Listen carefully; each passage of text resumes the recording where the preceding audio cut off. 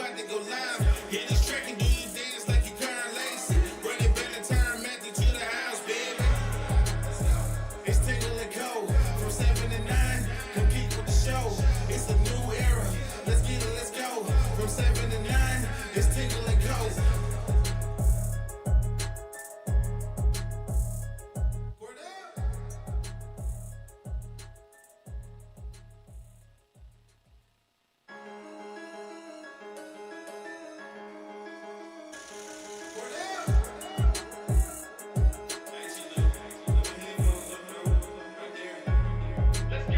It's Tingle and Co. From 7 to 9. Compete with the show. It's a new era. Let's get it, let's go. From 7 to 9. It's Tingle and Co. What up, Lloyd? What up, Lloyd? You can call me him. I'm Shay Dixon in the whip with them RPMs. Gotta pull up to the chat and shit out to them. Not trying to ball like Big Folk, then get out the gym. Monday through Friday from 7 to 9. When you see that notification, we about to go live. Hit this track and do you dance like you Karen Lacey. Run it back and turn Matthew to the house, baby. It's Tingle and Co. From 7 to 9. Compete with the show. It's a new era. Let's get it, let's go. From 7 to 9. It's Tingle and Co.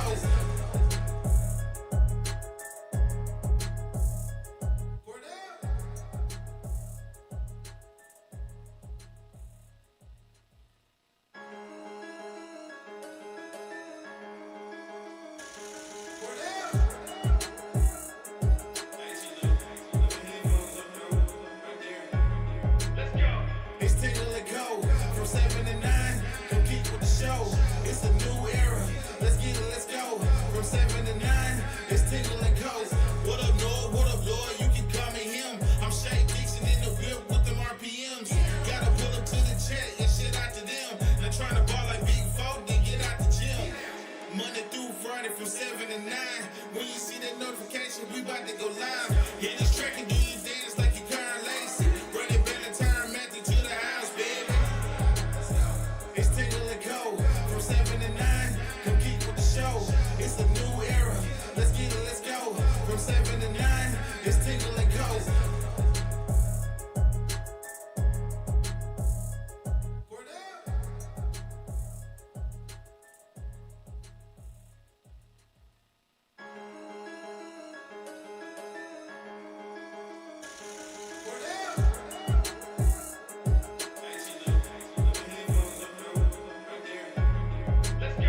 It's Tingle and Co.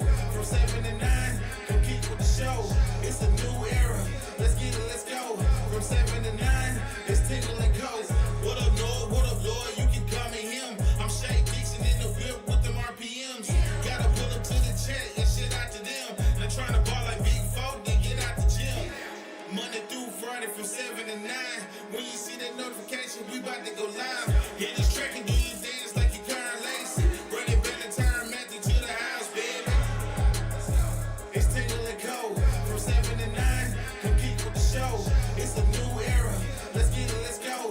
From 7 to 9. It's Tingle and Co.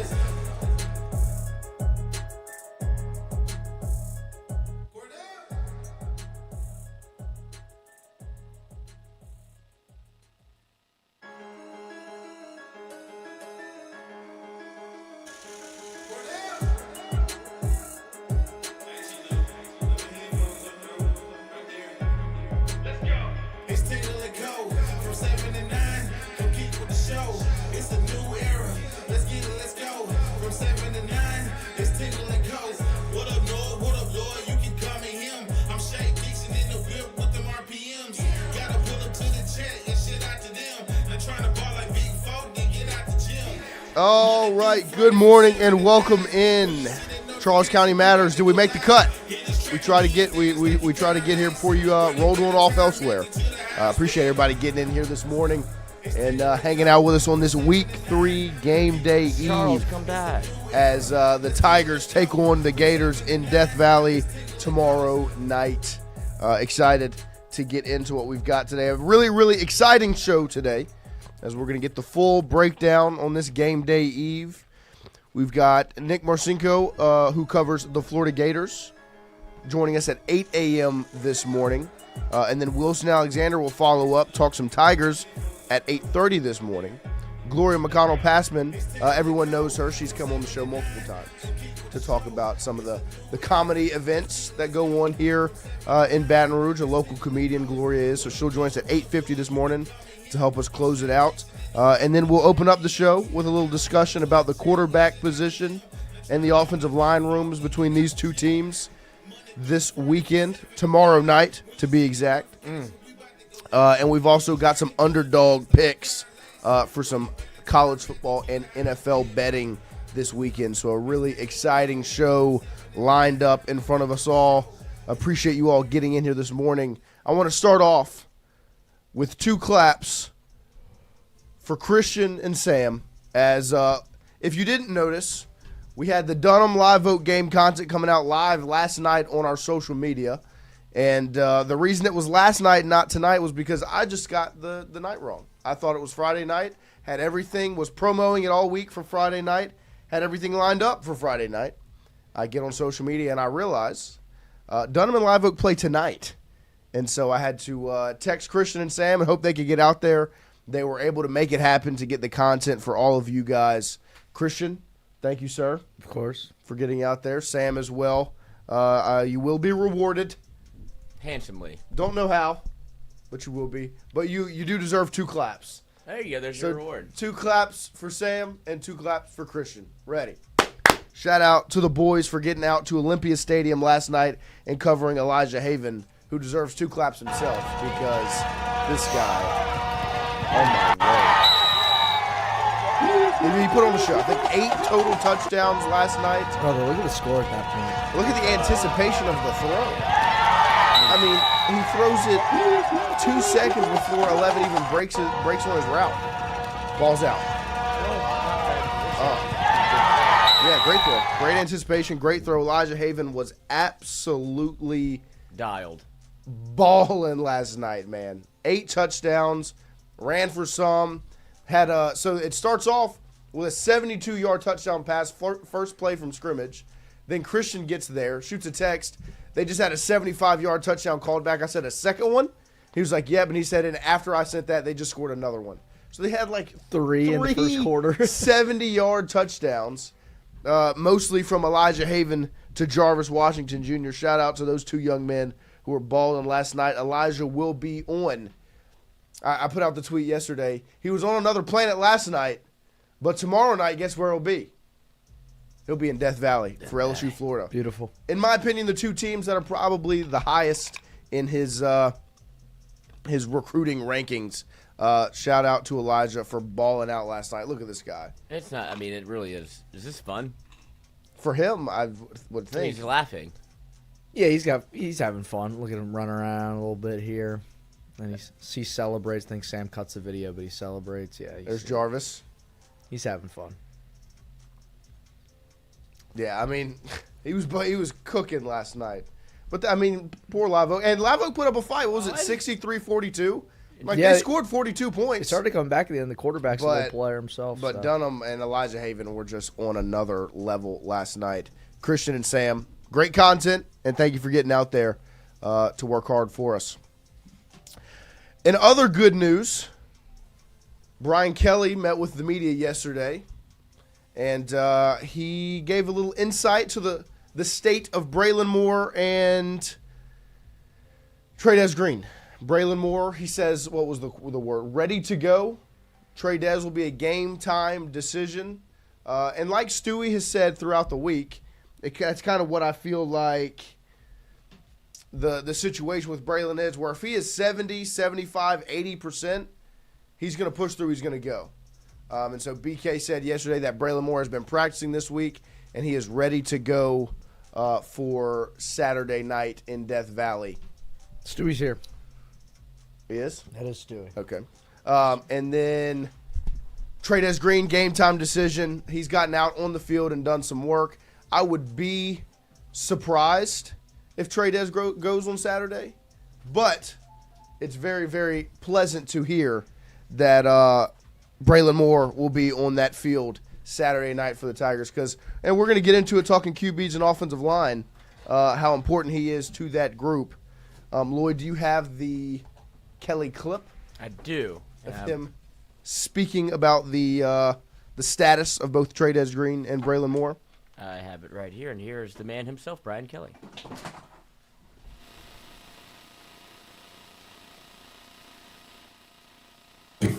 Trades was out on the field today, catching balls, moving around. He's going to be probably a game time decision. He's not where we need him to be today, but we still have some time. Braelin took all the reps today with the first team. He's ready to go, and I think we're going to list him. If not, I think he's probable, right? Yeah. Questionable then for Trades if we're using, the terminology.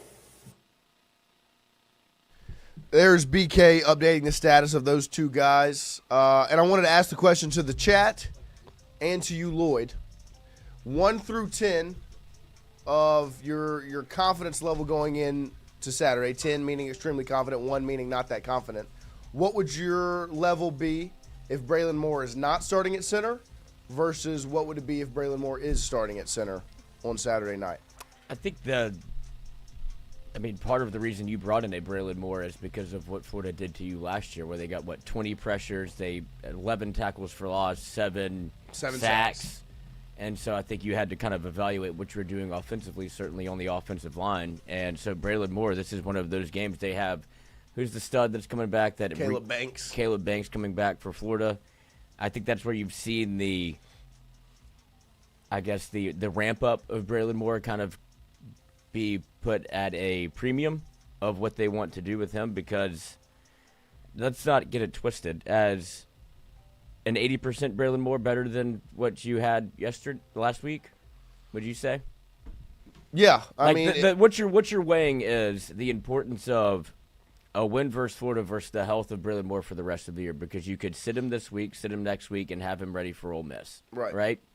Or you could continue to treat him like a pseudo-professional, where it's you won't practice, you'll get some, you won't practice as if you're healthy. You'll get some reps, you'll go out there, tape you up, here comes the needle. Yeah. And we'll do this for as many weeks as we have to until you have a bye week or an ability to get you out the football game. But there's no remedy for a high ankle sprain other than time, right? You've seen this happen time and time again, where people try to play with it and you can't hurt it anymore, but you're not as effective, and the only thing that can really get you healthy is not playing on it or not practicing on it. And that's where you have to weigh, if you're Brian Kelly, the medical staff, LSU football, how important is this win for you right now to start off 2-0, then go 3-0, and then you would imagine against CeeLaw. Right. You don't need him.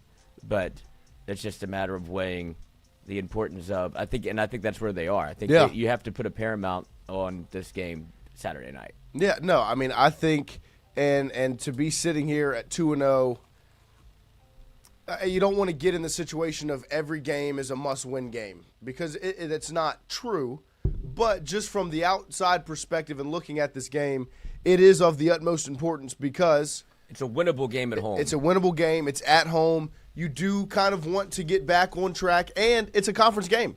You want to win as many conference games as you can. And so you put yourself in the great position by beating Clemson week 1. Don't set yourself back again, losing to, because then if you lose to Florida on tomorrow, you're in the same spot you were last year after the South Carolina game, after 3 games. You're at 2-1, and so obviously the season is not dead, but you want to go out there, you want to handle business. And I think this Florida game is extremely important, but also, and like Lloyd said, I watched it again, the full game yesterday, LSU versus Florida from 2024. And the pressure that was coming up the interior of that offensive line, the mix of Mabanga, Chester, and then even I think Miles Frazier got rolled up earlier in that game, came out. Tyree Adams played right guard for a little bit before Frazier came back in. So you had 3 redshirt freshmen in the interior of your offensive line, and Tyreek Sapp, Caleb Banks, those guys were able to create havoc and cause issues. And that's why, like Lloyd said, you go get a Braelin Moore to put yourself in the position of Nussmeier needs to stay healthy as well. You don't want to put him back there behind an offensive line that could be getting eaten alive on the interior and he ends up on the ground. And right now, what you're basing your DJ Chester assumption off of is last season and last week, and it didn't look good either time. Now, I would think if he had a week of preparation, he'd be good. But from what it sounds like, Braelin Moore's been taking the snaps with the first team. He's going to push through. He's going to go. And Terrell Fife, 3 without Moore, 8 with Moore. Huge difference. Spectrum Wellcare, 6 without, 8 with. Fonz, a 4 to 5 without. If he does play, it's a 7. So they're going to have Braelin Moore at center, and that brings the confidence level up considerably for most people, and rightfully so. I would say my confidence without Moore would be a 5 or a 6. With Moore, it's probably a 9. Like if he's out there and you're able to have something that looks like a run game, and Nussmeier stays upright, you have all the pieces and all the other places to be extremely successful in this game. And that's just what's so crazy is because you have a 2-game sample size, but the difference is so stark in how your offense looked versus how it looked versus Clemson. With obviously you had an entire year to prepare for Clemson, the importance of going 1-0, and all of it that was put on it, and you saw an LSU offense that, while it didn't put up as many points as maybe you would have expected, a lot of things went wrong for you, and you were still able to win a football game against. We'll see where Clemson ends up, but at that point in the season, very impressive win. You see LSU without Braelin Moore, and you see DJ Chester. You saw how disjointed it got rather quickly, whether it be Nussmeier not being able to step up in the pocket and hit a Barry and Brown down the sidelines for a touchdown, to the run game not looking anywhere of any similarity of what it looked like the week before. Right. It feels like he is that important, and I've had discussions with Jared Mitchell where he's like, y'all are making way too much of this, but it just feels like there's an easy comparison to make. And we talked about this leading up to the week, where if you wanted to give DJ Chester some credence and he's got to practice the entire week and become you get starter reps.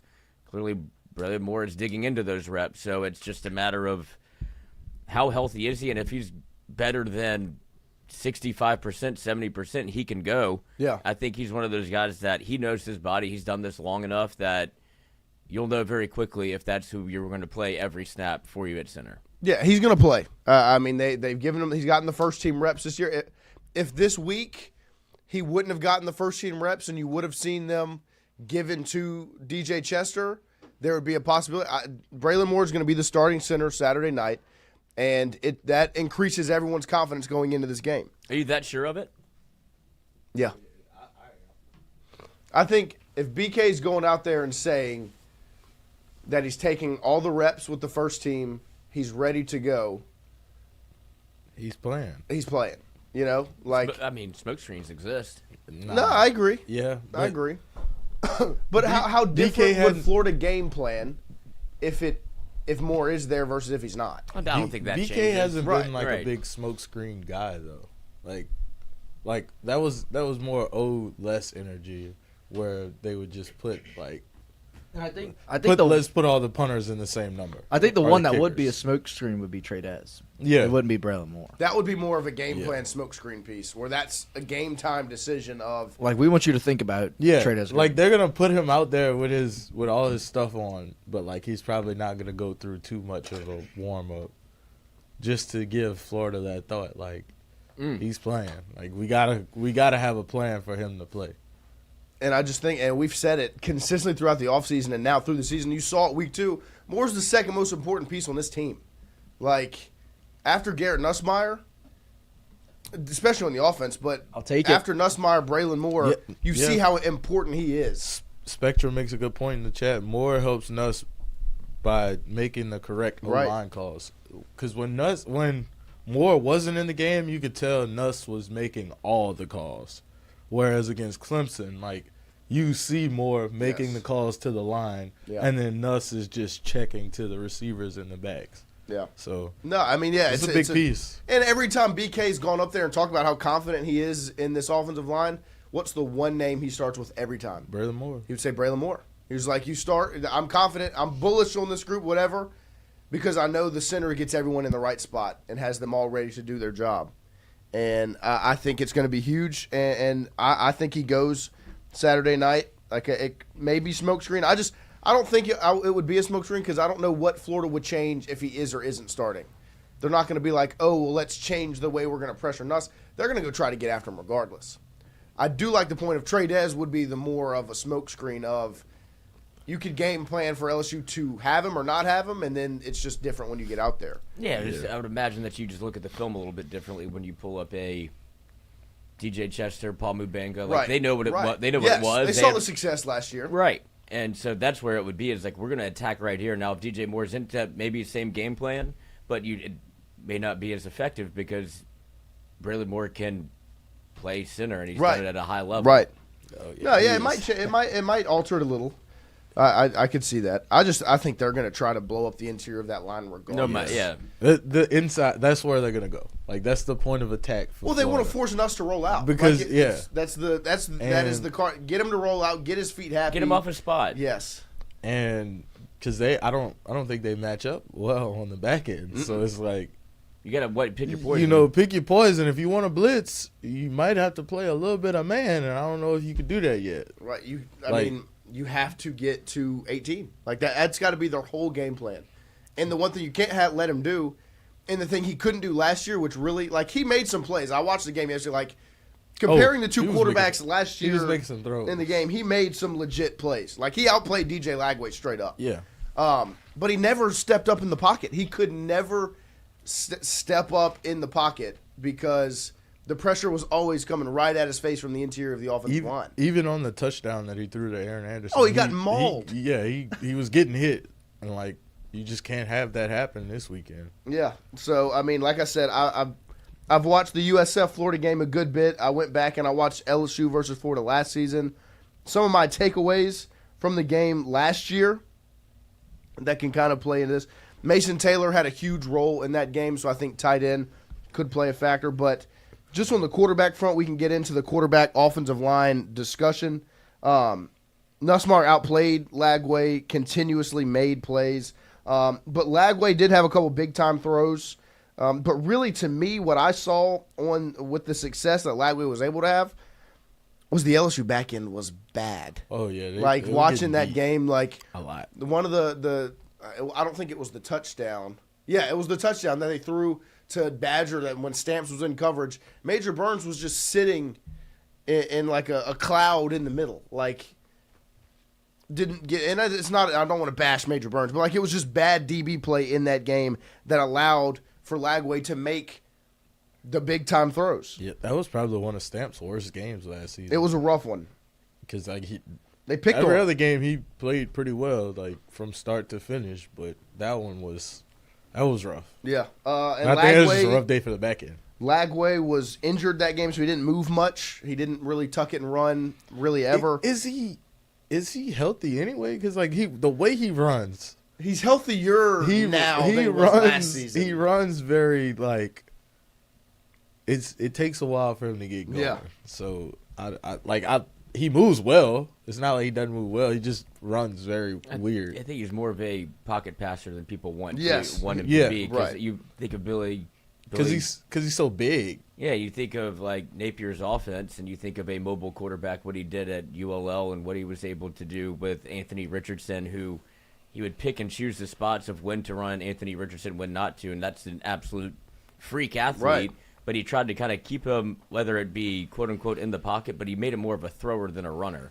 And he's doing the same thing with Lagway, where they set up to be able to take big chunk shots. We went over the numbers yesterday, where it was 10.2 yards an attempt last year. Now they're down to 6 yards an attempt, and it just seems like they don't really know what they have offensively. Right. They have talent, but it feels like they haven't fully bought into what they're trying to do or have an identity offensively. Because you look at, we went through the skill positions yesterday, and they have skilled players. Right. It's just a matter of it doesn't feel like they can get everything synced up. And you talk about last year's game, everything that Florida had no business winning that game. LSU dominated from time of possession to yards to everything but the scoreboard. You lost by double digits, which seems insane. But all of the things that that I guess plagued you last year, you addressed. Like, you went, and that's like, if you want to see why LSU went and got in the portal, you can point to the Florida game. Yes. No, it was. I think Alabama was probably the worst performance of the year. That game was just a throttling in Tiger Stadium. Florida was the most disappointing loss because it was Makes you feel like you just don't have the players. Well, no, like I when I watched that game and when we were talking about Florida before that game and now, it's can LSU run the ball against this front and can they stop the Florida run? LSU dominated in that realm last year. Like rewatching it yesterday, LSU ran the ball extremely well against Florida with both Durham and Williams, and they shut down Florida's run game for the most part. Like Ball, I think, what do we say? He had 6 carries for 65 yards and a touchdown. It was all in one carry. He had like 1 carry for 50 yards and a touchdown. So LSU kept him quiet for majority of that game, but then they gave up the big play. They kept giving up the big touchdown or the big play, and LSU never did that themselves. Way too many explosives. Yes, and LSU never had one. Yeah, and I think that's what this defense doesn't give up. Right. They don't give up explosives at all. Like you saw it against Clemson, you saw it last week. They gave up the one explosive play on the touchdown, but I think that was just like a miscommunication because Blake Baker again loves the cat corner blitz. Right. Mm-hmm. Center cat corner blitz. I guess the safety didn't get over the top fast enough. He sees the man wide open down the sideline, touchdown. But besides that, like they have not given up many explosives, like even like 10+ yard plays. No, yeah. I mean, they've only allowed 2 touchdowns all season. Yeah. But watching the game yesterday with my eyes on DJ Lagway in this offensive line, start with DJ Lagway. Obviously, he's the headliner, and some of the things that I said about him were I see all the reasons why the hype is where it is on Lagway. Like, watching that game last year and watching USF, I see all the little bits and pieces of why everyone's like, oh, Lagway could be like. Well, not only that, but Florida had a bad experience with Cam Newton. I think a lot of the fans kind of want that magic back. Yeah. And Lagway is kind of like the closest thing to that. Yeah. Him and Sellers. But Well, I'm just saying from the country standpoint, like I see why the hype is high. but like Josh Pate had him as the Heisman winner coming into the season. I think he's a little bit kind of like, I wouldn't say a little bit like Nuss. I don't want to compare him, but like he's a little bit like Nuss in the realm of like he'll make some throws where you're like, wow, like that's the NFL throws. Right. That's the ones that like everybody talks about, and then he'll make some throws like, why did you throw that? Like the interception against USF. It's like you got his man Forced it. had the DB Bad beat throw. a little bit, but he made the bad throw. Same Right. thing with Nuss. Berrien Brown's wide open, but you make a bad throw, and it's like, well, that's the things that they knock you for. So I think Lagway, the talent is all there. Yes. It's just about him putting it all together and staying healthy. Yeah, because I thought watching last year's LSU Florida game, Lagway was not impressive whatsoever. Like I did not watch that game going like, wow. But he made the throws. Like when they got 1-on-1 with Badger and Stamps and Badger wins, he put it in the right spot for them to be successful. He made the right throws. Gilbert was late coming over on like a deep corner route, or maybe it was a post. I think it was a post route. Gilbert was late, and Lagway made the throw, made the play. He did an excellent job at taking what was there. Just some of the things I wrote about Lagway. Obviously, he's a unit. Like he's put together physically. He's hard to tackle. Watching LSU didn't sack him at all last year, and they got back there. They just never brought him down. Like he would shrug them off. They'd slip. They weren't able to get him down.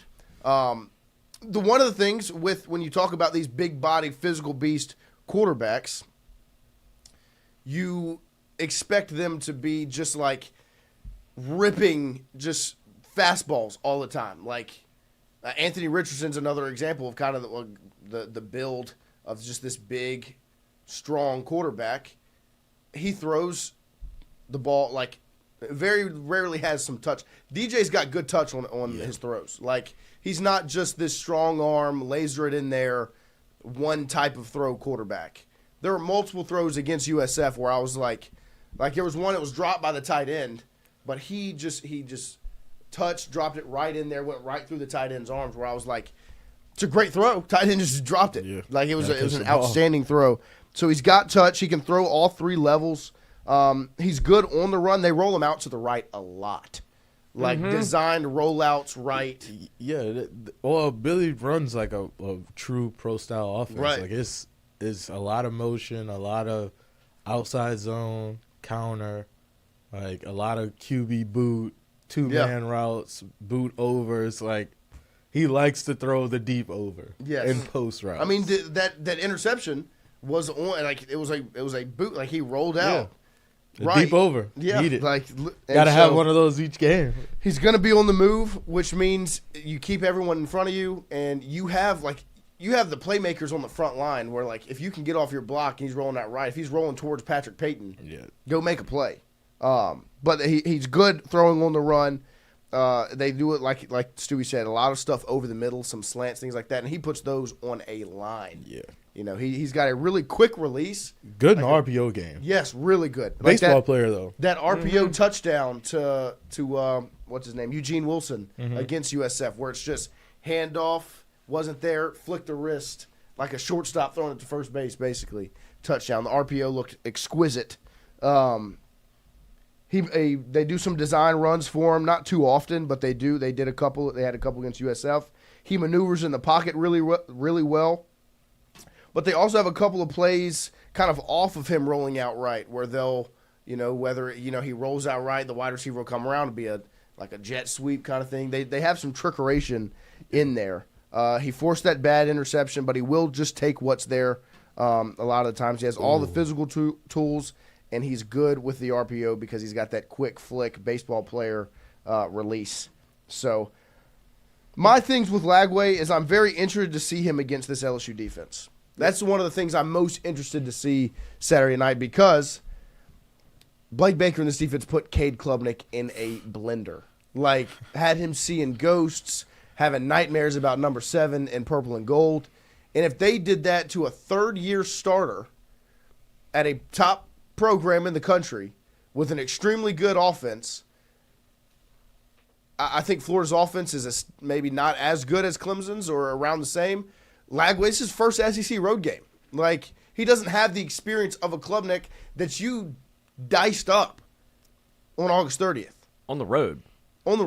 Now you're at home, inexperienced quarterback, as this is his first SEC road start. At night. I'm so intrigued to see what it looks like against this defense. And that's why you see the call to arms from Brian Kelly, where he's, you've got your scrimmage under your belt as an LSU fan at Death Valley, and you get your cocktails ready, you got your recipes right. But a large part of this game could be, and don't think that LSU and Tiger Stadium and Death Valley can't impact a football game.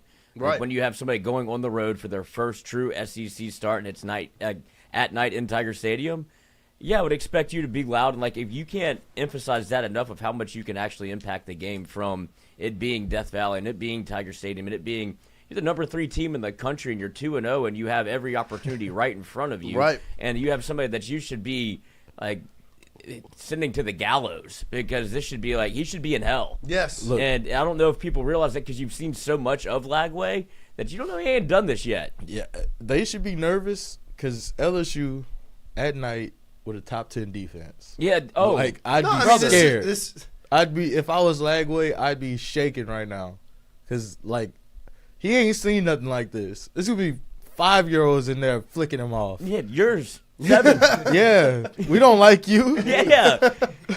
But that makes a difference. Yes. And, Stewie, to your point, LSU fans are a little bit different when you got a defense. They know how to cheer for that. Offense, it was Well, and with offense, this is to be fun. quiet right now. The stadium is loud when the defense is on the field. Right, it's already doing that. That's when you're loud because you're trying to influence you the need game. Lagway hitting this move right here. Yeah, but it was hard to the cheer stadium for the defense post for the past 5 years. Right, because offense, you're not trying to be you can't the first third and long. You can pop. Right. I'm interested to see what Florida does on the first third and long of this game. Call a timeout. Because, if you get them to call a timeout or if you get them to false start or procedure penalty, something like that, delay a game, it's rocking in there. You know when Tiger Stadium's right when it comes 3rd and 5 to 3rd and 10 to timeout to 3rd and 15, all back to back to back, and then they'll chomp your ass out the stadium. Yes. Oh, that's my favorite thing is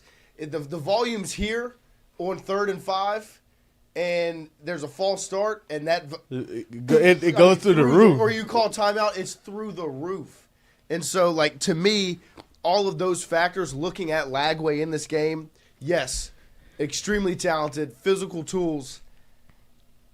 The way they had Cade Klubnik look week 1. In his own house. In his own place with all the experience he had. Like, he was going into his 3rd year starting. He's got 2 years starting. And he's played against some really And he's played good against teams. top-tier teams. Yeah. Like, he played against Texas in the college football playoff last Notre year. Dame. Like, Right. he's played some, like, Cade Klubnik Georgia? has played some big games. Right. And, like, LSU made him look like a freshman. Yeah, I mean, and so, So- like, to me, I'm sitting back and I'm like, if they could do that to a 3rd-year starter with all of that experience,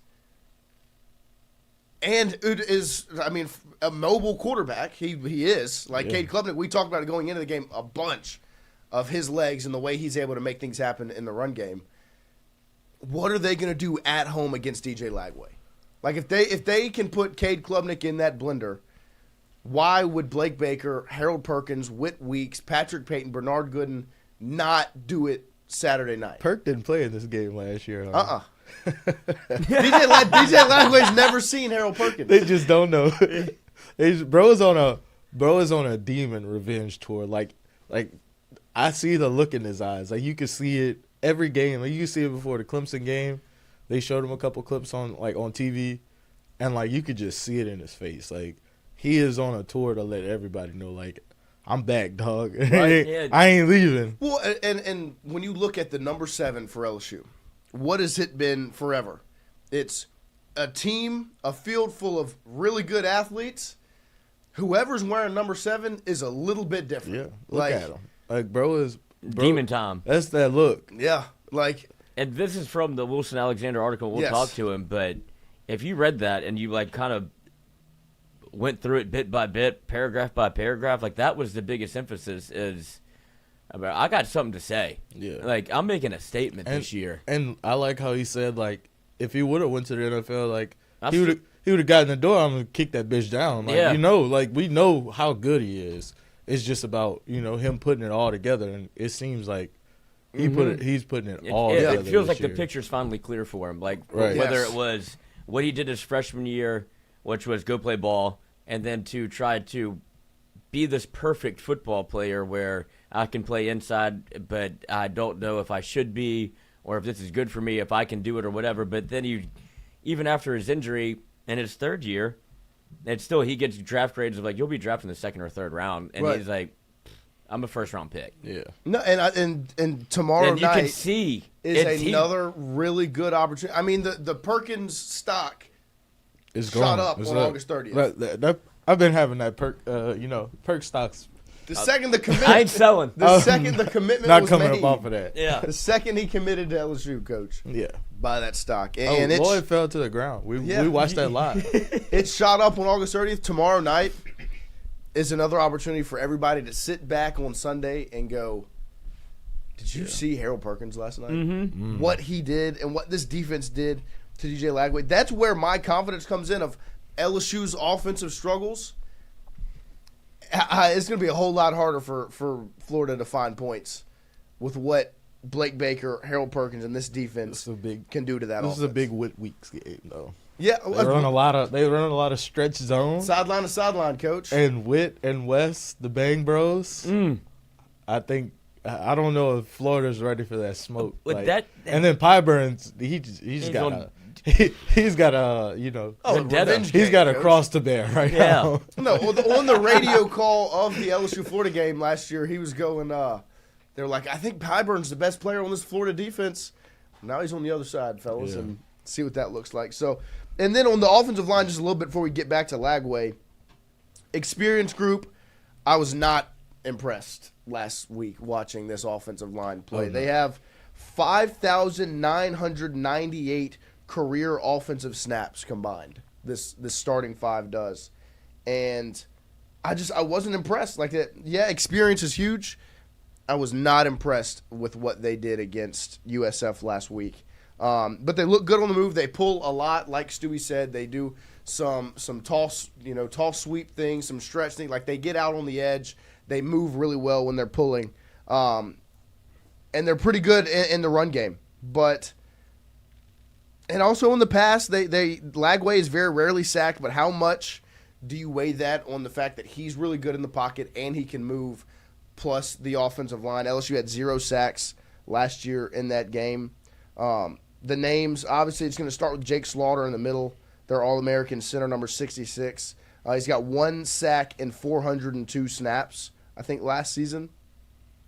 Only 9 pressures allowed, and then they have from left to right, Austin Barber, left tackle, Kanaja Harris, left guard, obviously Slaughter at center, Damian George, right guard, Bryce Lovett, right tackle.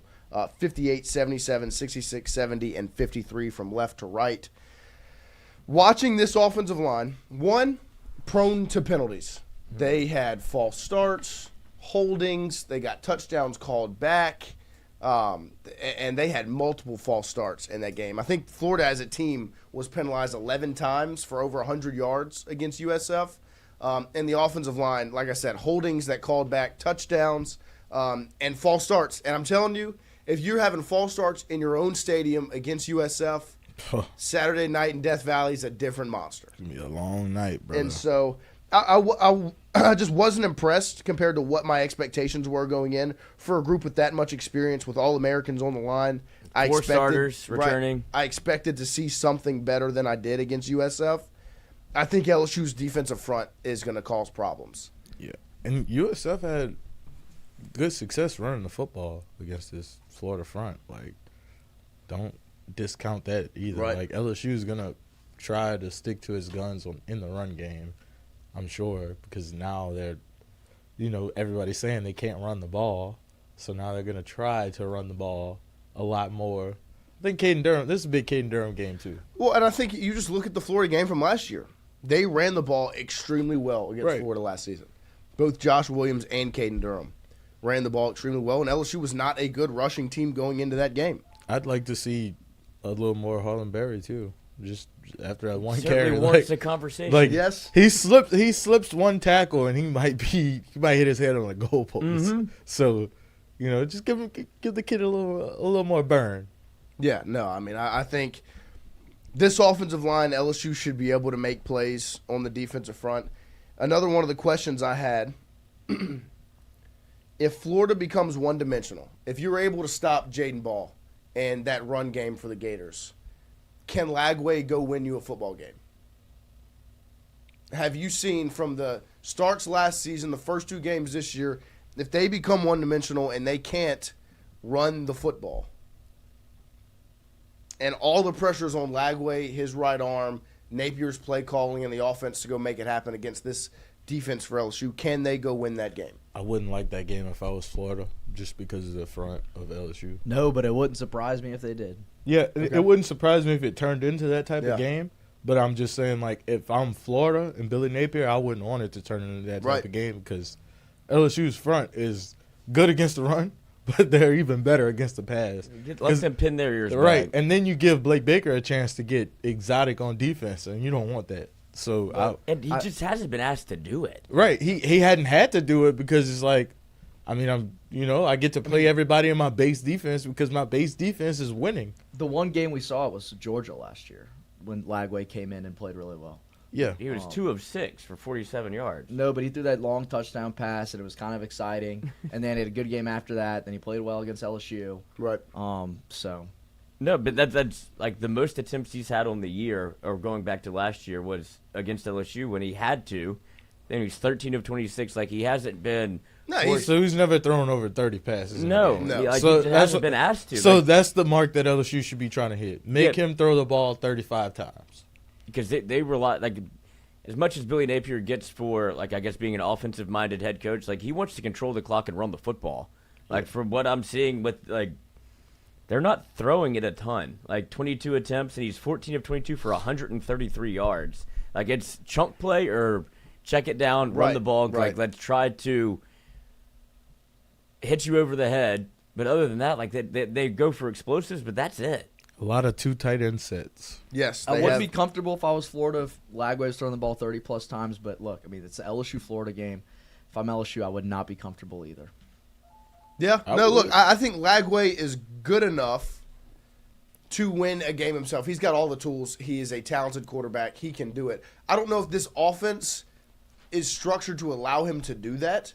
Like, a lot of times they have 2 tight ends on the field and 2 wide receivers. Like, they very rarely are they stretching the field out, trying to get things going downfield. So I think Lagway can. But I think if you're LSU, you want to make them one-dimensional. And the dimension you want them to be is where Lagway has to drop back and throw. Because then what happens is what, to me, allows for you to have success is, one, you get him out of rhythm. You get pressure in the backfield. You don't allow him a comfortable rollout to his right or to step up in the pocket comfortably and deliver the throws. Against USF, he was going 1 read, 2 read throw. Like, it was all quick. It's very fast. He dissects. And if you can get him out of rhythm, get his timing off, then some mistakes can happen. And so, to me, if you can make them one-dimensional and you allow that to happen, you're in a really, really good position. I'm just ready to see DJ Pickett. But to me, where my confidence lies against DJ Lagway, Blake Baker, this defense, plus Saturday night in Death Valley, I would take that 10 times out of 10. I'm like, I don't know why, but I guess this defense has me overconfident because, like, I'm usually, like, a little nervous before a game or, like, have a little, like, damn, I don't know if LSU's going to win. But with this defense, I just sit back and play ball, spot the ball. Mm-hmm. Yeah, but this is the where LSU Florida comes in, where it can become a game that Florida's going to show up motivated, ready to go. They're trying, like, they can change their entire season tomorrow night. They saved their job. I mean, their season doesn't get any easier. No, but you got to find wins. But, like, you got to find a win somewhere. And on top of that, like, right now, the stock is low. If you go in to Tiger Stadium on a Saturday night in Death Valley and beat the number 3 team in the country, you're shooting right back up the rankings, and you have a completely different outlook on your season. Florida's going to believe if they can come in and they can beat LSU tomorrow night that they can go out and they can take care of business against Texas and Texas A&M and these Florida State, these monsters that they have lined up on the schedule, Miami. Oh. Their confidence will be back. The gauntlet gets worse. And so I think that Florida's going to show up. They're going to make this game messy. They're going to try to get after Nussmeier. Yeah. They're going to try to control the ball on offense and run it right at LSU because there's no film of LSU really stopping the run up to this point. So they're going to try to do those things. I just, with the confidence that I have in this defense, that's where I'm at with this game. Yeah. I'm extremely confident in this defense, and I'm confident in number 18. Did he play well last Saturday? No. He was off, was not crisp, was not delivering balls where they needed to be at the right time, got sped up, was rolling out, made a couple of bad decisions, had some bad throws. Yes. I think that he had an off game. I think, and I also think people, like, maybe misunderstand that these are new receivers. Like, right. Like, I mean, besides Aaron Anderson and Xavier Thomas and Chris Hilton and Kyle Parker, that's the only 4 receivers that he's thrown passes to before this season. So, like, they're still getting on sync. And you can see him syncing up with Barry and Brown last week. And trying to get in there with Nick Anderson, like, they're trying to get these pieces involved. It's building, right? It's a work in progress. Like, don't think it's just gonna be like, oh, just because we have the quarterback, like, it's just all gonna work out. And a lot, if you go back to last year for LSU's approach against Florida, I think it was Mason Taylor that was second on team in targets, and so to me that says if that's what you want to do, if you're gonna be, and there's not going to be a Trey Green, Bauer Sharp game.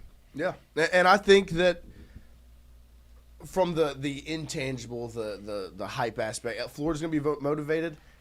LSU's got something to prove. Like, they are not, and that's the one thing I like about this team. Is that I don't think they're this mountaintop team of they're 2-0, they're top of the world, best in the country, the job's finished. That's not their goal. Their goal is a national championship, and you do that by winning each week. And on top of that, they're not happy with what was on the field Saturday night against Louisiana Tech. They are not confident in, like, they are not satisfied with the performance that they put out there. So that mental edge is still going to be there. But you'll find out if they were or not. If that's like the standard that you want to play to, like when you see like Arizona State's head coach last year or before the year talking about like somebody's got to go 6-7. Like if you want to be good, you can be good. Like that was a good practice. It's up to you. Like if you don't realize that what you did against Louisiana Tech as a team wasn't as good as you can play, or if you're satisfied with that type of performance, that's the type of team you'll be. You'll be able to beat Louisiana Tech 24-7. Right. Yeah. And then when Florida comes in town, you get your ass kicked, and it's like, oh, he played fine, should have won, didn't. Yeah. It's already happened. But that's where I think that the players you brought in from the portal are making, like, that's the difference. That's what you're trying to do. They had excuses last year of if you're a head coach or if you're a coach on the staff, like, I don't have the dogs. You got the dogs. Now, you went into Florida's backyard and took 2 of them. Right. No, you've got the dogs on both sides of the football. Took 3 of them. Like, you got players. DJ Pickett. Oh, yeah. But I'm talking about straight off, like, Plum picked him off the roster. Right. And so I'm excited to see what this defense looks like Saturday night. And I really think that if Braelin Moore's good to go the way that it appears he is, I think LSU can scheme. From what I saw with this Florida defense, and I have a very untrained eye for the guys that get paid the big bucks over, in LSU football ops, there's a scheme that you can roll out there and find success against this team. I am confident going into this game tomorrow night because of what I know this defense has, what they did to an experienced quarterback now with DJ Lagway, who's never played an SEC road game going into tomorrow night, what I know Nussmeier can do if they have the scheme and everything right. But my biggest reasoning of why I think I'm confident going into this game, it's Saturday night in Death Valley. That place is going to be rocking, and there's nothing else like it.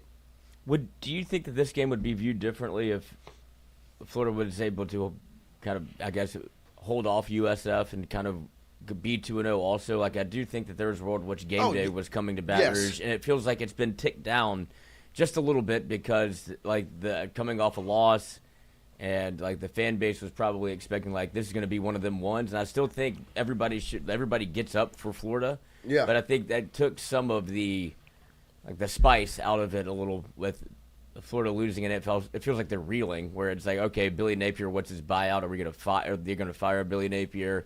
And it just kind of feels like it's lost a little bit of that luster. But I don't think it should have, considering the history with Florida. It's a night game. Like, I think all of it should still be right in front of you. Yeah. But I also do think that at some point LSU fans are going to have to stop questioning if LSU is good or not.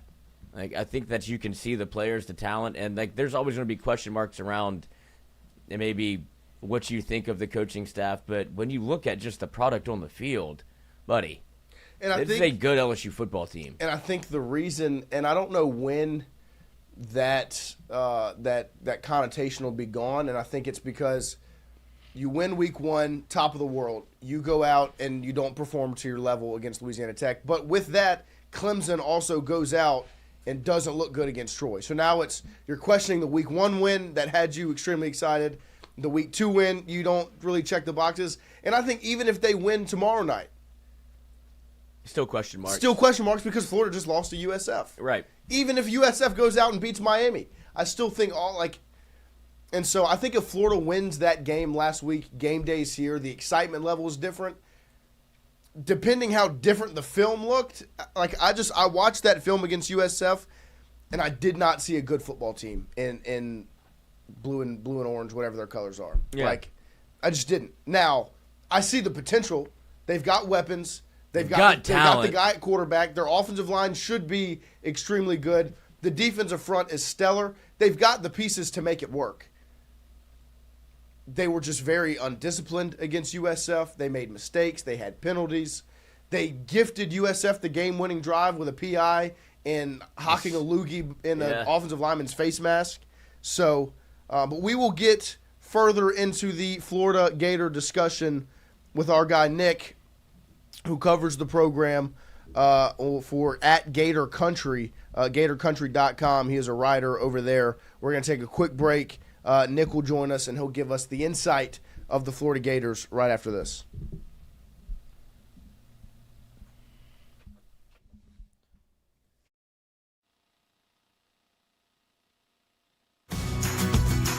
Wardos was created in honor of Alan Branning III, fondly known by family and friends as Wardo.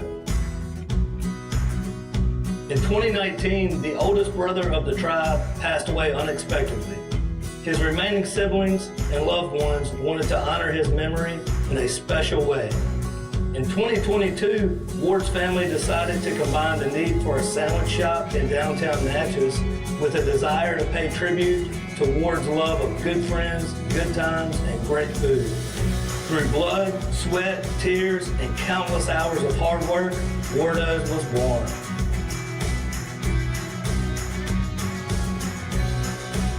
So go visit Wardo's today at 309 North Broadway Street in Natchez, where the po' boys are so good, you'll swear you're in Cajun country. Hey, Miss Lou, come visit us, Tom and Wright Granding at Go Martin on the Go Deli. Go Mart has clean restrooms, community coffee, an awesome beer cave, and a great selection of anything you may need.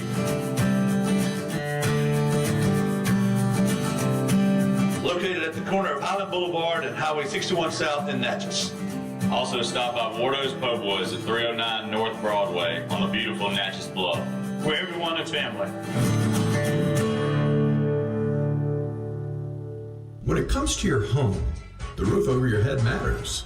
At CAS Roofing, we don't just install shingles, we build peace of mind. With years of experience and a commitment to craftsmanship, our team shows up on time, gets the job done right, and treats every project like it's our own home. Whether it's repair, a replacement, or storm damage that caught you off guard, CAS Roofing is ready. We're local, we're dependable, and we stand behind every nail, every shingle, and every promise we make. Because at the end of the day, it's not just about roofing, it's about protecting what matters most. CAS Roofing, built on trust, backed by quality.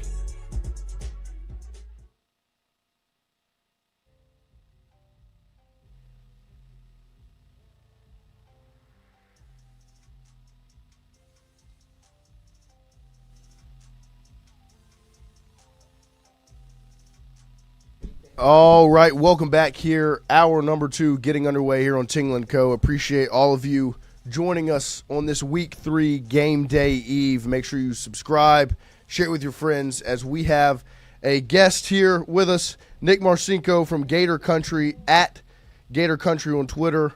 GatorCountry.com is where you can find his write-ups. Nick, appreciate you joining us this morning to talk a little ball. Yeah, man, glad to be here. Thanks for having me. Of course. I'll get it started. Just kind of getting a temperature on Gainesville and on the Gators over there from your point of view. After the loss last Saturday, what is the temperature like in the pressure cooker that is Florida football? Yeah, I mean, I think it depends on, where you look around.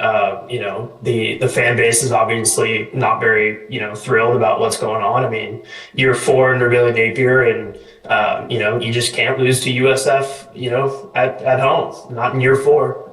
And that's not to discredit USF. I think they're a talented football team, but, I think the way they lost is not something that's going to sit well with Florida fans. But, the vibe inside the locker room, the guys are amped up, the guys are ready to go. And I think for them and for the staff, it's important to remember, like, hey, in this, 12-team college football era, you can afford a loss. Florida can probably afford 3 losses and still, have the expectations of, making the playoffs and things like that. So I think it's important to, keep that in mind. And I think the guys are going to come up, and, they're going to be amped up for this game.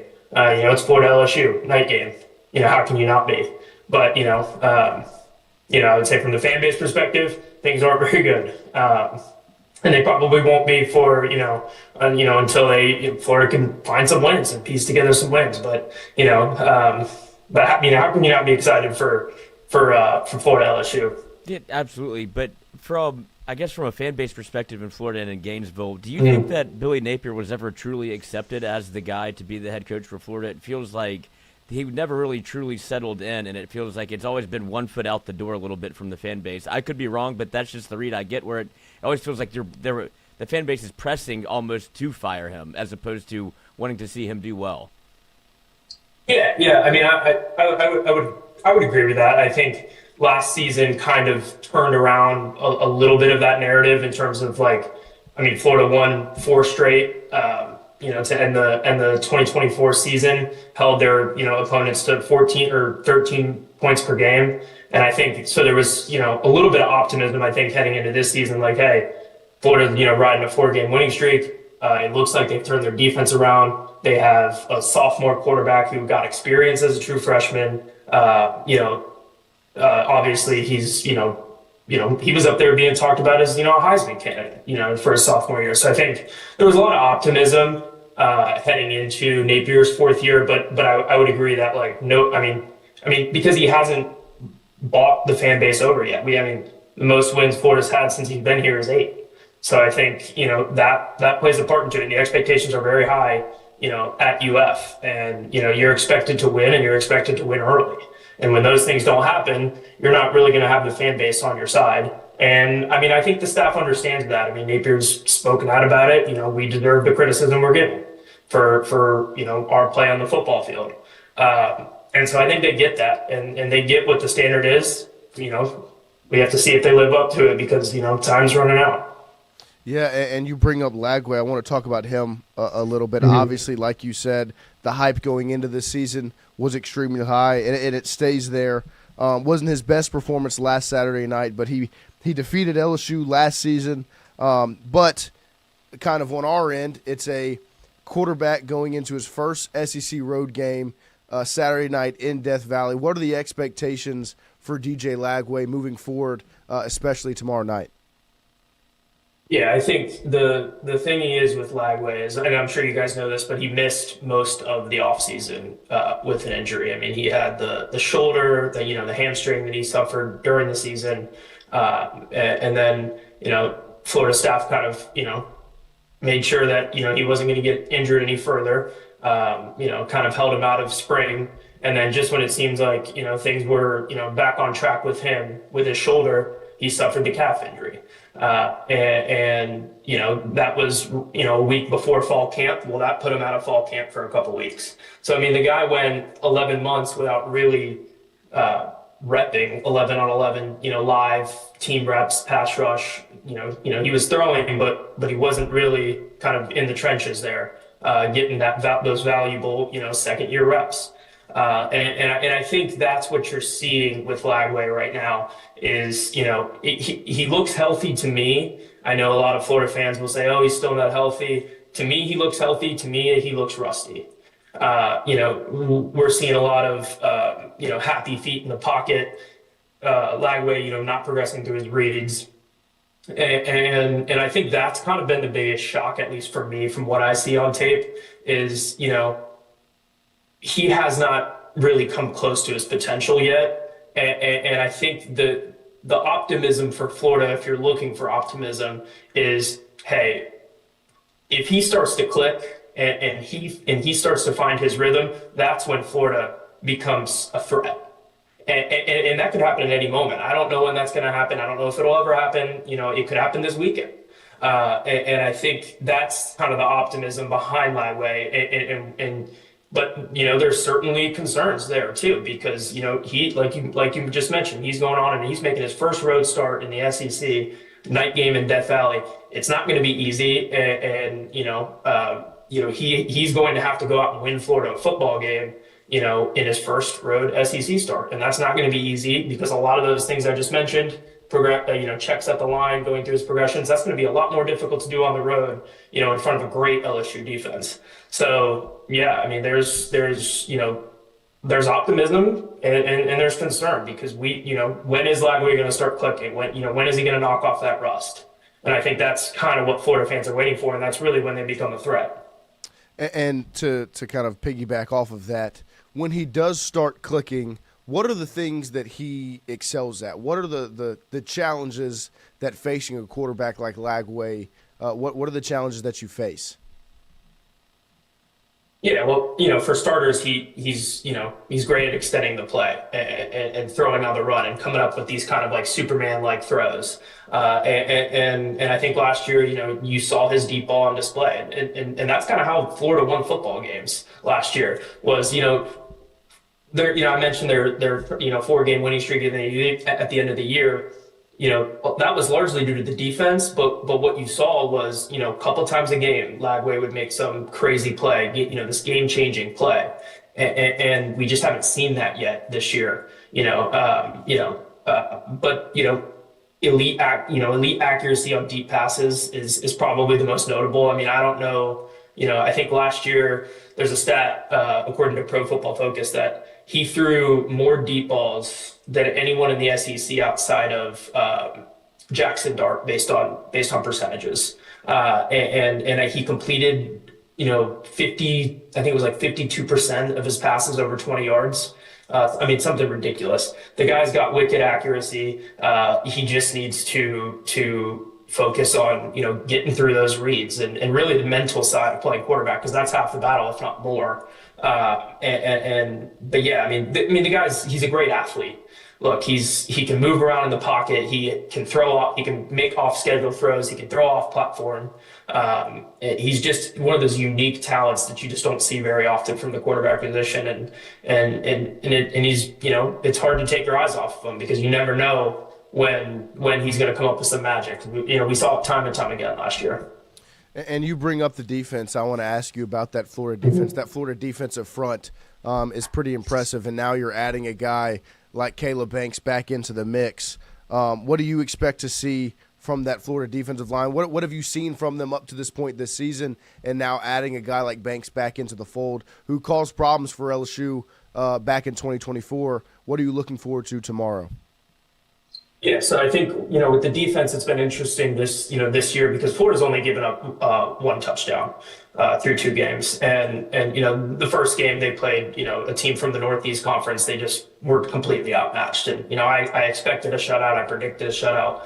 But they ran it was Long Island. They ran a speed option offense. And then you went to play USF, and they kind of emphasized getting the ball quickly. Obviously, they had Byron Brown at quarterback. They utilized him on the ground as well.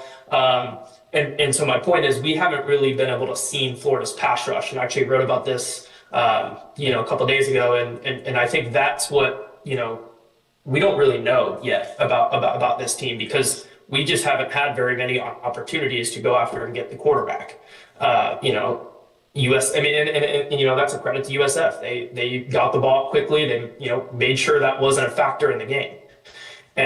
But it's an interesting because you mentioned Banks coming back and that's going to be really, in my opinion, the key. And he's going to be the player to watch because if he's the guy he was last year in the last 4 games, because I'll tell you right now, there wasn't an interior defensive lineman playing better than Caleb Banks in the last 4 weeks of college football last season. But he's missed 2-3 weeks now with a lower body injury. So we'll see, does he have that same, spark, that same pass rush on the interior as he did last season? Because if he does, that's a difference maker. Because what that does is it allows, Florida's edge players, George Gums, Tyreek Sapp, Jaden Woods, it allows those guys to go after, get after the quarterback because Banks is the guy that, LSU is going to have to double team on the interior. And so, back to the, defensive line, I think it's such a small sample size. It's really hard to say. But I'm excited to watch the pass rush because I think that's where the most growth can be made from what we've seen so far to this week. And, they had a lot of, Florida had a lot of success doing it last year. I think they had 29 pressures. They sacked Nussmeier 7 times. And in my opinion, that's the path to victory for Florida. They have to make this a low scoring, ugly game because I don't think you want to get into a shootout with this offense, nor do I think LSU's defense is going to allow a shootout. And I think if you're Florida, you want low scoring, you want ugly offense, and you want Lagway to come up with, what I mentioned earlier, 1 or 2 game-changing plays, and you try to steal victory in Death Valley. And I want to ask from your perspective, looking at this LSU team, what are some of the things you've seen through the first 2 weeks as the Tigers have faced Clemson and Tech? Obviously, you're covering Florida, so you don't look as closely with a microscope. But looking ahead as Florida faces off with them this Saturday, what are some of the things you see that LSU brings into this matchup? Yeah, like you said, it's tough for beat writers to cover other teams or really watch. But I have watched LSU. I've watched pretty much every snap they've taken this year. And what really impresses me is their speed on defense. I mean, it's a complete turnaround from last season. They're playing disciplined and just the speed. The speed at linebacker, the speed off the edge, and I think that's what's going to cause Florida some issues. And I think that's my biggest concern in this game is if Florida could only manage 16 points against USF, well, how many are they going to score against LSU?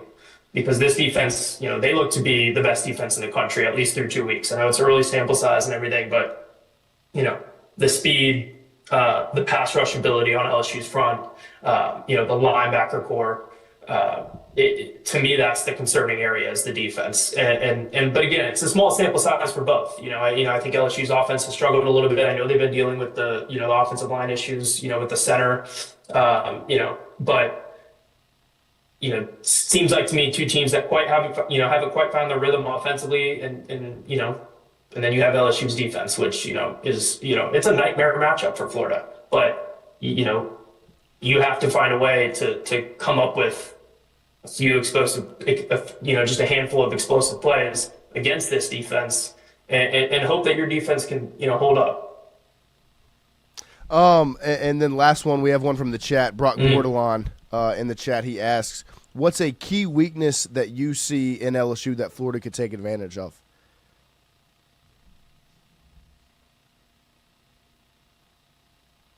I guess across the board, I don't really see a weakness on LSU.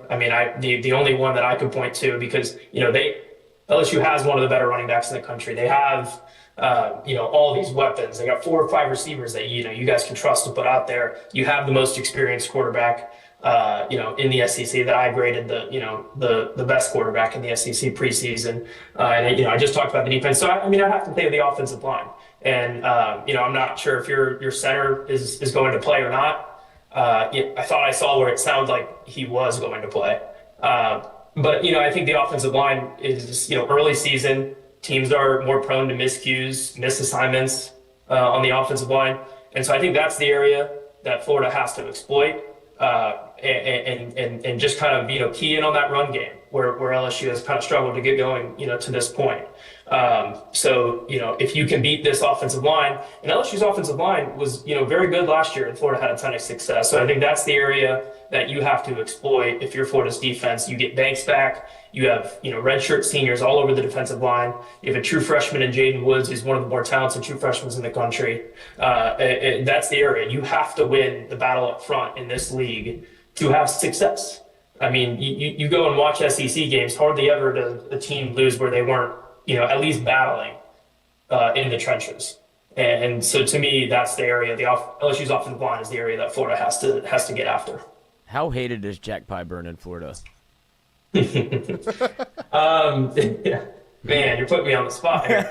Well, there just seemed to be it was quite the narrative that came out because it was this pay-for-play thing that he disputed, and it was like it seems like bad blood because he's obviously a player for y'all, and then it's one of those weird NIL areas where you go from an SC school to another SC school that happens to play the next year.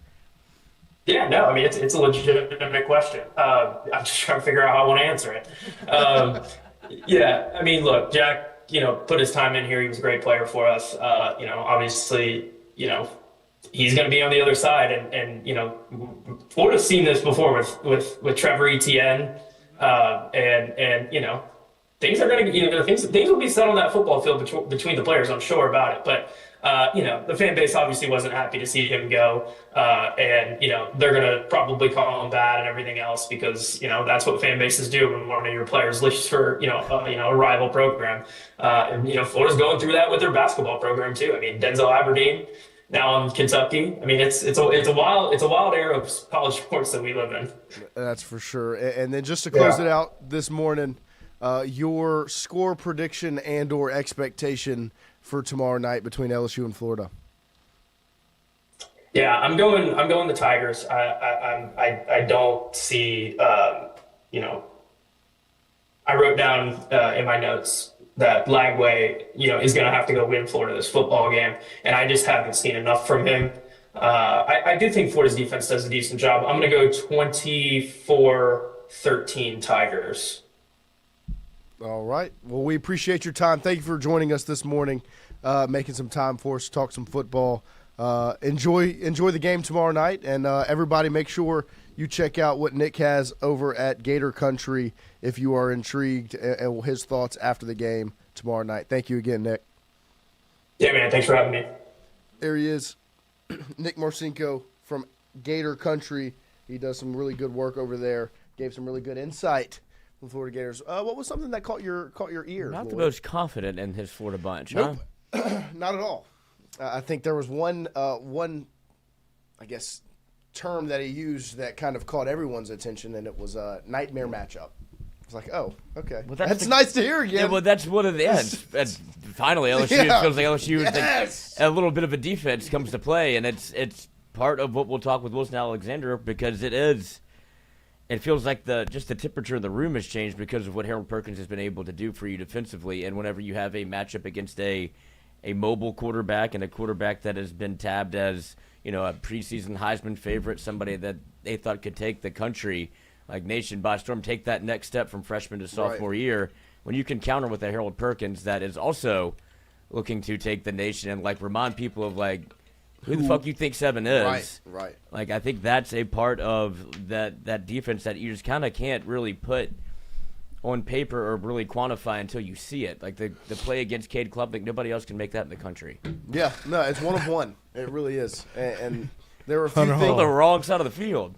There are a few Hunter Hall, we're talking about the wrong sport. There are About a few, basketball? Yeah. There are a few things that I liked that he said, obviously, talking about LSU. But I liked the insight on Lagway of the fact that not only is he inexperienced in the realm of, like, this is his first SEC road start. He's inexperienced. He missed the whole offseason, really. Like, it's been 11 months going into the season since he had played 11-on-11 football. So he is still working through the kinks. And like he said, if it clicks, it's going to be extremely good. And I think the guy I saw last Saturday watching that USF game, it obviously didn't click. I think it takes more than 3 weeks to click after 11 months of not doing football stuff. Right. Like, I mean, he might show some flashes against LSU, but I don't think it'll all come together in one game. Nightmare matchup, like you said. Right. At night in Death Valley, like, I don't think it'll come together there. Yeah. But, hey, you never know. Florida usually plays their best game against Definitely. LSU. So. No, they're going to show up and show out. And what he said, talking about Caleb Banks, Tyreek Sapp, and that defensive front, like that's where they're going to win the football game. That's where it's going to happen. It's going to be essentially exactly what you saw in 2024 is how they're going to win the game. Make LSU one-dimensional, get after Garrett Nussmeier, and get him to the ground. 29 pressure, 7 sacks, crazy. And then allow Lagway to just make 2, 3, 4. He had, in my notes I wrote down, 4 big-time throws in that game. Like 4 throws where I was like, out of the 26 that he threw or whatever, like, and it was 4 of 13? Like 13 passes completed, 4 of them I was like, and those 4 won you the football game. Yeah. And so that's what I'm interested to see, kind of how Florida attacks, but I liked hearing his insight on those different things. So, Philip Marks, F an elite offense. Give me a beefed up D and run game. So happy LSU is back on defense. You got to put a pause after There you go. Like, it is nice to hear nightmare matchup when talking about LSU defense again, though. But like it is beefed up D. Yeah. Hey. Length and girth. You ain't wrong. That's what Hugh Freeze said you need. What didn't he say that like at SEC Media Days? No, it was at a preseason presser. But I mean, length and girth, beefed up D is what you want in the SEC. And QDs. There you go. But yeah, I'm excited to see what it looks like Saturday night. It is, and then when you really break it down of a nightmare matchup, DJ Lagway first SEC road start, is just getting back into the flow of playing football again after some injury stuff. Coach is on the hot seat. Coach is on the hot seat, and you're going into a Saturday night, 6:30 p.m. kick in Death Valley against this LSU defense. This LSU fan base hasn't had a defense to root for in a long time. And it's like And that's why I expect tomorrow night to be just Yeah, we've been doing cut cocaine. Now we got a pure product. there you go. Praying Florida gets the ball first tomorrow. Yep. Oh my gosh. Please defer to the I second think, half. I think you can defer now. You can. And, Oh, can you ever? all those other years, I would also like to see Barry Brown take it to the crib, but Lloyd would get so mad every week about not deferring until the second half. doesn't But make any like, sense. brother, we don't. It's gonna be 7-0 Right. quick. Turn around fast. that's what it was. Fucking I one, guess one play, 70 yards. Damn. Damn. We down Y'all sit already. y'all's asses down. Shit, yeah. Fuck. That's the old. As Dunham live up last night, first play from scrimmage, 75 Haven yards. to Washington, 72-yard touchdown. But it's Like- true. Like he was trying to defend his defense. Yes. Honor. Yeah. Like, brother, don't put them out there till you That's- have to. Yeah. Like, I love that though. Like when teams don't have a good defense, like they give up a touchdown and just they just Come on, hand to we the gonna coach. figure it out. We got, Get off we the got, field. We and, can figure and it it's out. always like we good, trying Yeah, to that's trying to one. give handshakes. That's only one. Let me get you by the Sit down, TV. sit Let me down, get sit you by down. the They start- TV. He's got his hands out. Nobody's shaking his They hand. start pulling the chairs out, getting everybody to sit around the iPad. We can fit this So this is what we saw in this play right here. And then you got the GA with the big ass whiteboard trying to get in. This is Like, all correctable, fellas. All correctable. no, it's not. No, it's not. No, We don't have the players. Like we just. Yeah, correctable. You can Outman. trade me. yeah. Then it's 35-0. You're like, fuck. Then there's no more of this. It's like, but what? Yeah. Tennessee 2022. Oh, that was That like pain. I blinked. Like I hadn't even. I didn't get my ass in the seat. Me yet. and Ron had just sat down, literally. Fumble kick. He was 7. 7. I hadn't even made it into the stadium yet, and I hear a cheer, so I'm like, okay, what was that? It was not a cheer. No, oh, Tennessee was like. Yeah, no, Tennessee They was were there. cheering. Oh, No, yeah. Tennessee. Yeah, and They so had I a was lot like, of Oh, I fans. wonder what that was, and so I look it on my phone as I'm walking in the stadium, and I'm like, Yeah. Yeah, it was. like I'm not even gonna go. It in. was 7-0. Then like we were still like standing up from. Hey, you know, the Kayshawn got his first Yeah. touchdown that year. That game. first, like it was still early in the game.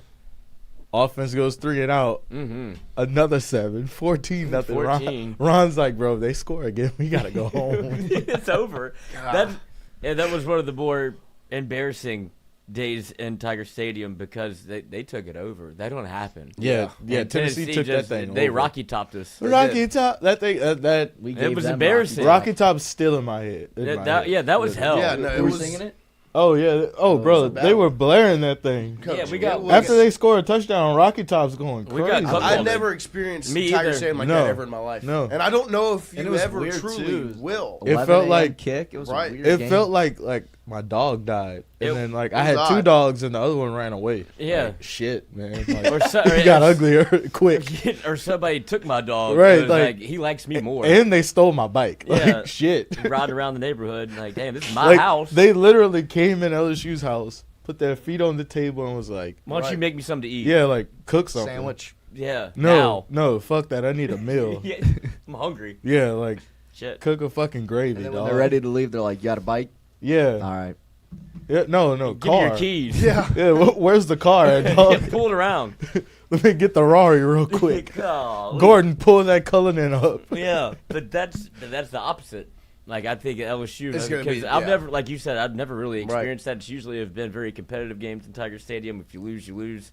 Even going into Clemson, I never really truly felt the presence of the Clemson fan base. Like it never No. really got to that level of where they were confident they were going to win. But LSU Florida, always difficult. Always something weird happens, whether it be a shoe, 5 fourth-down conversions, a fake field goal, fake punt, whatever it may be. But I do think that there is a level of anticipation for LSU playing with the defense at night in their Right. first true SEC test. And then you're going to bring me fresh meat, boy, Is it for your first time to ever play in the SEC on the road and at night. Like, okay, once like people start to realize, give me one false start, Love give me one it. timeout. Oh, my gosh. Like, let that play start Explode. to. Is it safe to say that we won't see a fake punt or kick Saturday? They would. Hey, well, we saw it in the scrimmage. Yeah, We saw They it. showed it to the media. But Quick Damian Ramos. Over the head. sure. don't Get forget, going, Damien. don't forget about our friends over at All About Rugby kick it. Inflatables. 20 miles per hour. We That's bring right. you our show every single morning. AllAboutInflatablesDS.com is the website. Very easy to book your rental if you will not be in Tiger Stadium this weekend, or even you're looking ahead to Ole Miss when it's on the road in Oxford and you need to have an event. You want to get the kids out of your way. Go to AllAboutInflatablesDS.com and they will enjoy themselves on one of the many rentals that All About Inflatables has, or you can call 225-667-2386. Go check them out on Facebook. They keep you updated on all of the new things they have adding to their rentals. And we will take a quick break, come right back, and we will have Wilson Alexander join us here to talk some LSU football.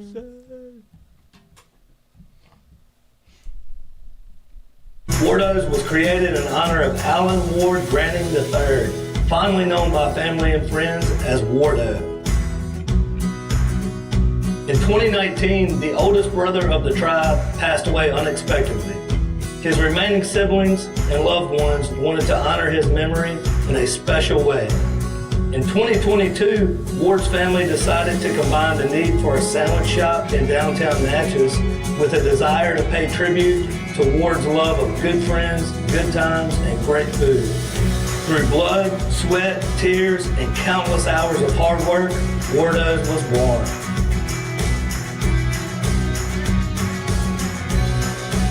So go visit Wardo's today at 309 North Broadway Street in Natchez, where the po' boys are so good, you'll swear you're in Cajun country.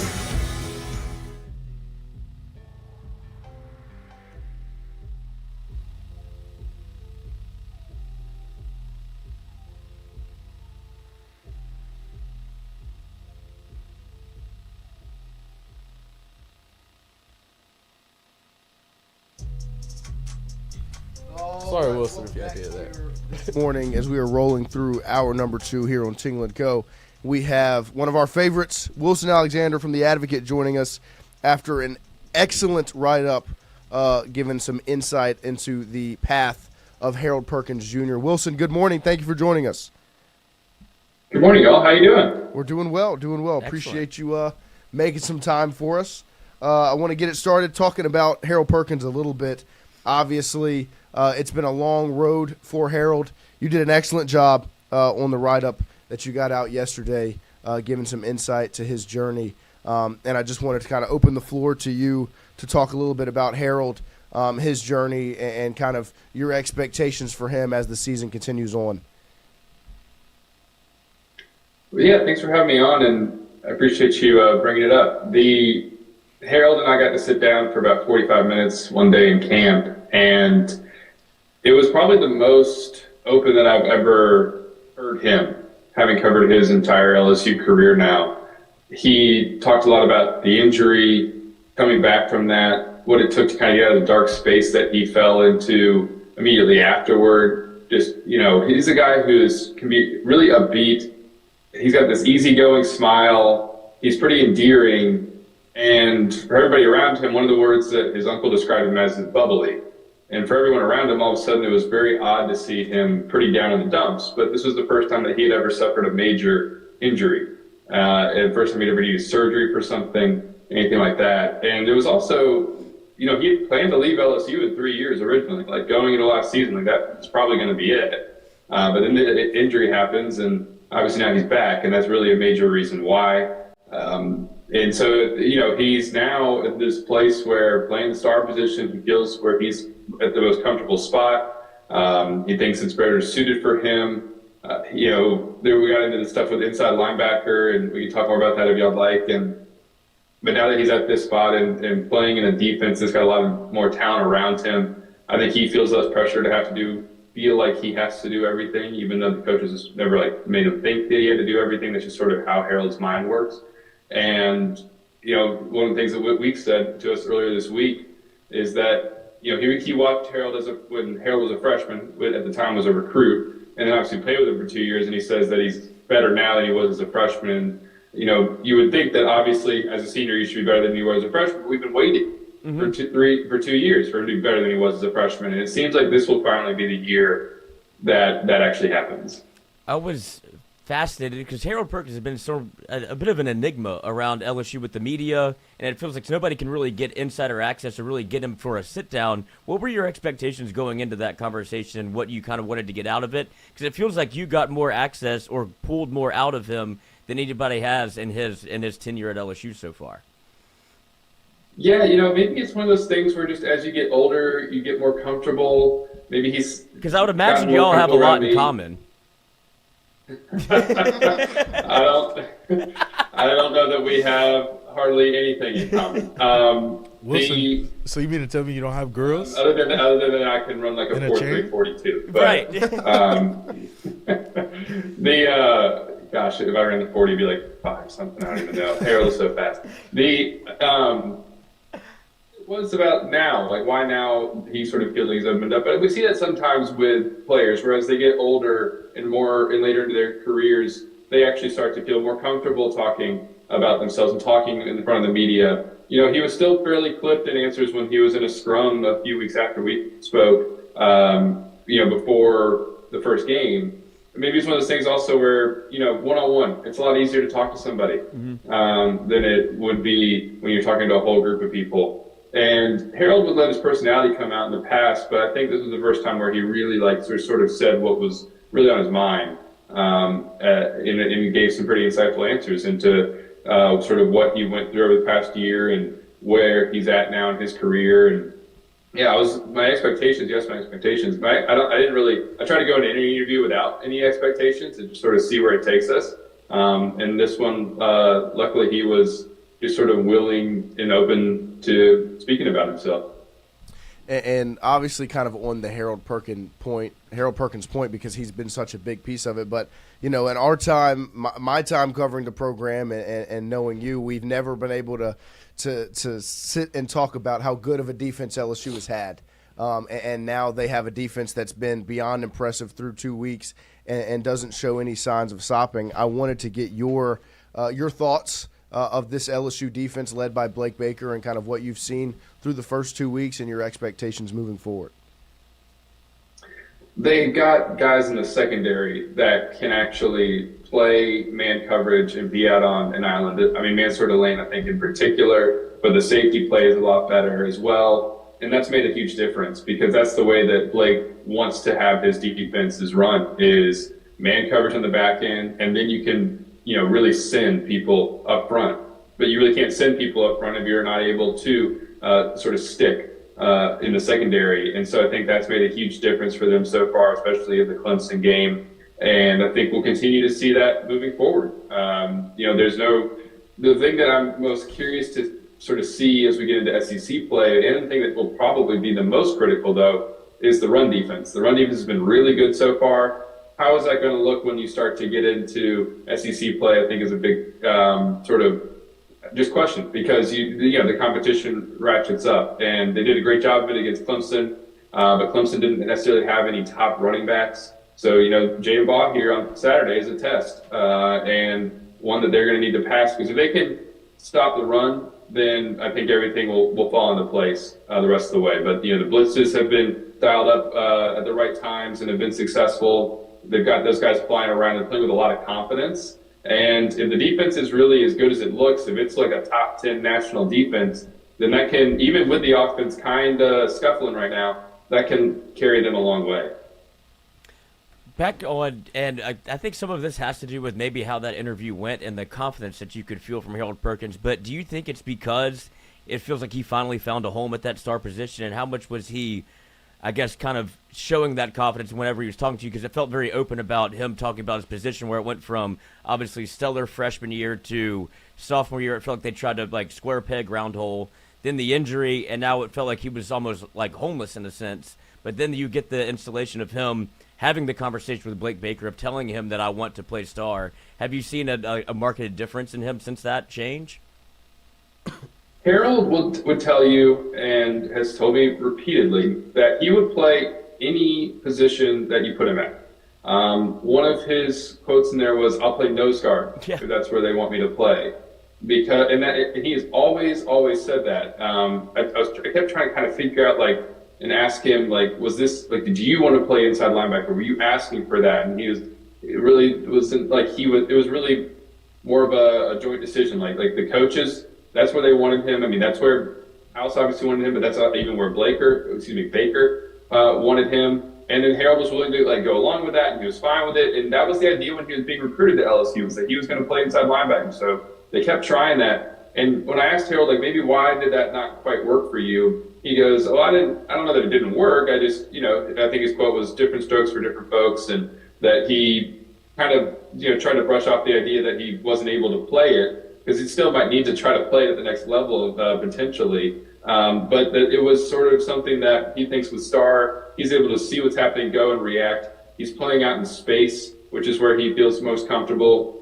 He's able to see ball, get ball a little bit more than he was as a weak side linebacker. At weak side linebacker, you're having to read a lot of stuff, take on blocks. That's not really what he's best at. And so now here at the star position, I think that he saw that he could be able to use his speed and his athleticism out in space. And Major Burns, who I know a lot of LSU fans, maybe don't love Major Burns just because he wasn't like maybe the most productive safety ever, but he and Harold are really tight. And Major played star obviously last year in Blake's defense in the first year, and he thinks that Harold could be great at this position.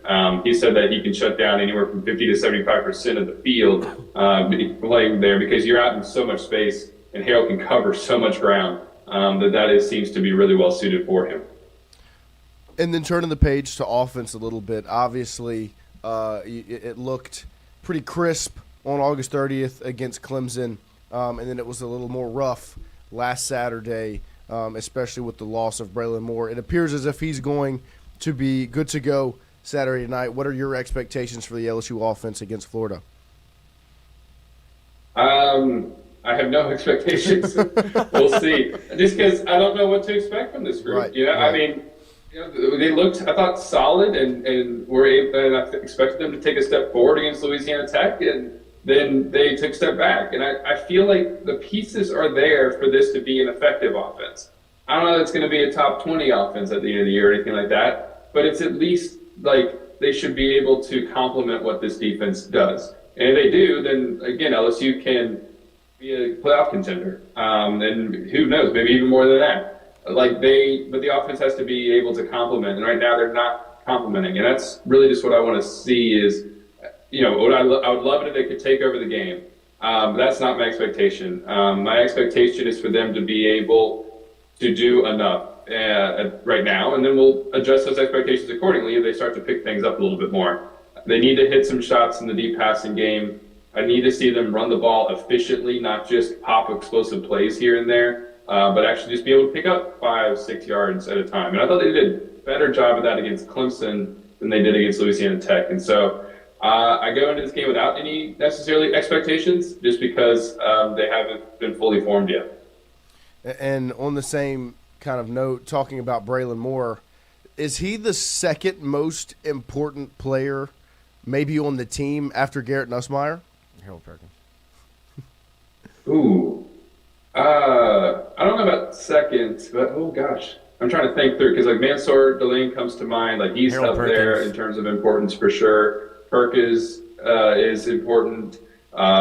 King Durham would be really important. I don't know what you do. I mean, you'd be shaky at running back if something happened to him. Not about necessary, but I mean, he certainly is really important. So I don't know that I would firmly say top 2. I'd want to think about that more. But top 5. Yeah. In terms of most important players on this team. One of the things that Brian Kelly kind of downplayed his importance a little bit this week and hyped up DJ Chester instead, because of the possibility that DJ would have to play. But Brian Kelly also spent the entire month of August talking glowingly about Braelin Moore, and I think that's really where his feelings are about Braelin Moore, is what he said in August, which is how he sets up the rest of the group for success, and how if you're going to have an elite offensive line, you have to have a center who lets everything fall into place, and that's what Braelin is. And that's really what he means for this team. We saw it against Clemson, where he was SEC Offensive Lineman of the Week, and if he can keep playing like that, then you probably feel a lot better about the offensive line. So it's huge that wasn't necessarily what was it that Kelly said? True sense of a high ankle sprain. Ankle sprain, regardless. He was able to come back this week is amazing because normally you hear a high ankle sprain, and that's at least 3 weeks probably being out. And maybe now he's going to play here on Saturday. At least that's the expectation as of now. And then we didn't get to ask you about this, kind of when it was announced. And I want to ask you just about the number 18 and Garrett Nussmeier getting that honor, being the only, sometimes they've gone offense and defense. He's the lone 18, and kind of the way you've seen him encapsulate that role through the fall camp and into the season up to this point. He made the most sense for it, right? Mm-hmm. I mean, even though LSU hasn't had a quarterback wear 18 since Matt Mock, like Garrett Nussmeier, you looked around the team, it should be, I think, somebody who's been here for a little while and who's been in that leadership role. And Garrett Nussmeier checks all those boxes. He was one of the guys who was involved in a lot of the recruiting meetings to get this transfer portal class. He's the guy who stuck around when he could have entered the transfer portal. He's a second-year starter, and he is the face of your team. And so I think it made perfect sense for him to wear 18. I was wondering if he would do it because 13 for him meant a lot. That's his dad's number, and that's why he's always worn 13. And so I even asked him at media days, I was like, if they offered it to you, would you take it? And he kind of indicated then that, like, if they were to do that, that he would be very honored and he would take it. So when that finally did happen, kind of late there in preseason practice, I think it made a lot of sense. Well, Wilson, we appreciate your time this morning and making your way over here to talk some football with us. And enjoy the game tomorrow night, and we'll talk again soon. Thanks for having me. I'll have a good one. Yeah, excellent work, man. That was great. That was a great piece. Really there he is, guys. Wilson Alexander Absolutely. from The Advocate at WH Alexander on Twitter. Excellent work, as always. Hair is always perfect. Always perfect. Exquisite. That just couldn't have. It's impressive. It would be a great buddy cop. Harold Perkins and Wilson Alexander. I just would like to see the dynamic. Would be good. I don't that was a great question. Probably be a sick dynamic. Throw that in there that they don't have anything. Y'all don't have anything in common. Really? I can see Wilson with some chains and a bust yeah, down and some girls. AI him. Yeah, there you go. It's a Timex. Shout out to Wilson. It's actually a fossil. For joining us. Swiss. Talking some ball. Like we said, great work. And continue prayers for him and his family. Absolutely. As they continue on and some of the health over there. But we appreciate Wilson consistently making time for us. I originally asked him yesterday if he'd come on at 8. And he was like, oh, not an early riser. I was like, all right, 8:30? Is that all right? Yeah. He said, sure. And I said, trust me, I'm not an early riser either. Yeah. And somehow I'm in the 7 to 9 window. But I appreciate it making some time talking with us. And we will take a quick break here, and we'll close out the Week 3 Game Day Eve show right after this.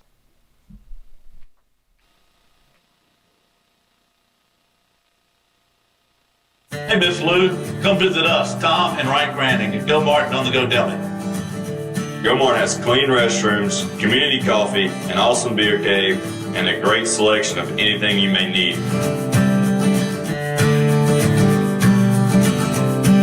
Located at the corner of Highland Boulevard and Highway 61 South in Natchez. Also stop by Wardo's Po' Boys at 309 North Broadway on the beautiful Natchez Bluff.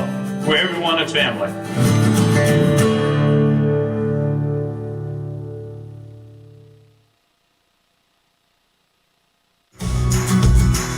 Wardo's was created in honor of Alan Ward Granning III, fondly known by family and friends as Wardo. In 2019, the oldest brother of the tribe passed away unexpectedly. His remaining siblings and loved ones wanted to honor his memory in a special way.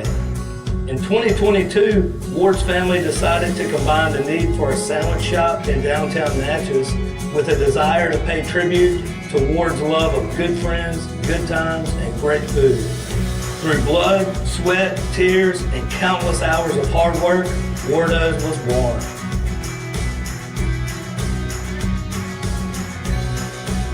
So go visit Wardo's today at 309 North Broadway Street in Natchez, where the po' boys are so good, you'll swear you're in Cajun country.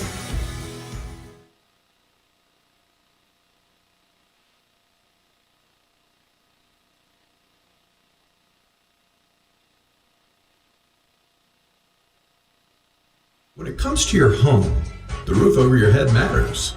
At CAS Roofing, we don't just install shingles, we build peace of mind. With years of experience and a commitment to craftsmanship, our team shows up on time, gets the job done right, and treats every project like it's our own home. Whether it's a repair, a replacement, or storm damage that caught you off guard, CAS Roofing is ready. We're local, we're dependable, and we stand behind every nail, every shingle, and every promise we make. Because at the end of the day, it's not just about roofing, it's about protecting what matters most. CAS Roofing, built on trust, backed by quality.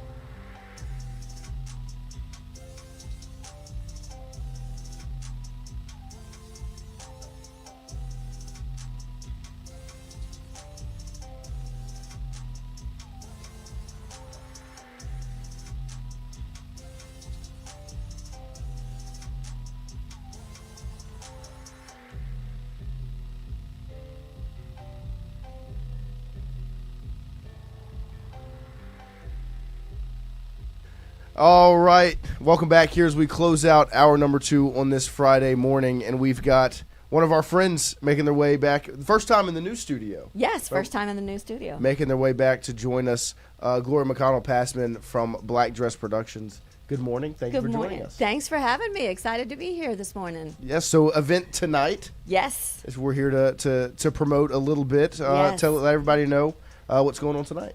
Tonight at the Tunnel, we're back at the Tunnel, which is the very cool, sexy speakeasy bar in the basement of the downtown Hilton, where apparently Huey Long used to go down there and have some shenanigans. So we're going to continue that. I think yesterday might have been Huey Long's birthday or something, so it's kind of fitting. Wow. Oh, 9/11. 2 tragedies. Yeah. Yeah. And Huey Long was moving and grooving. He was.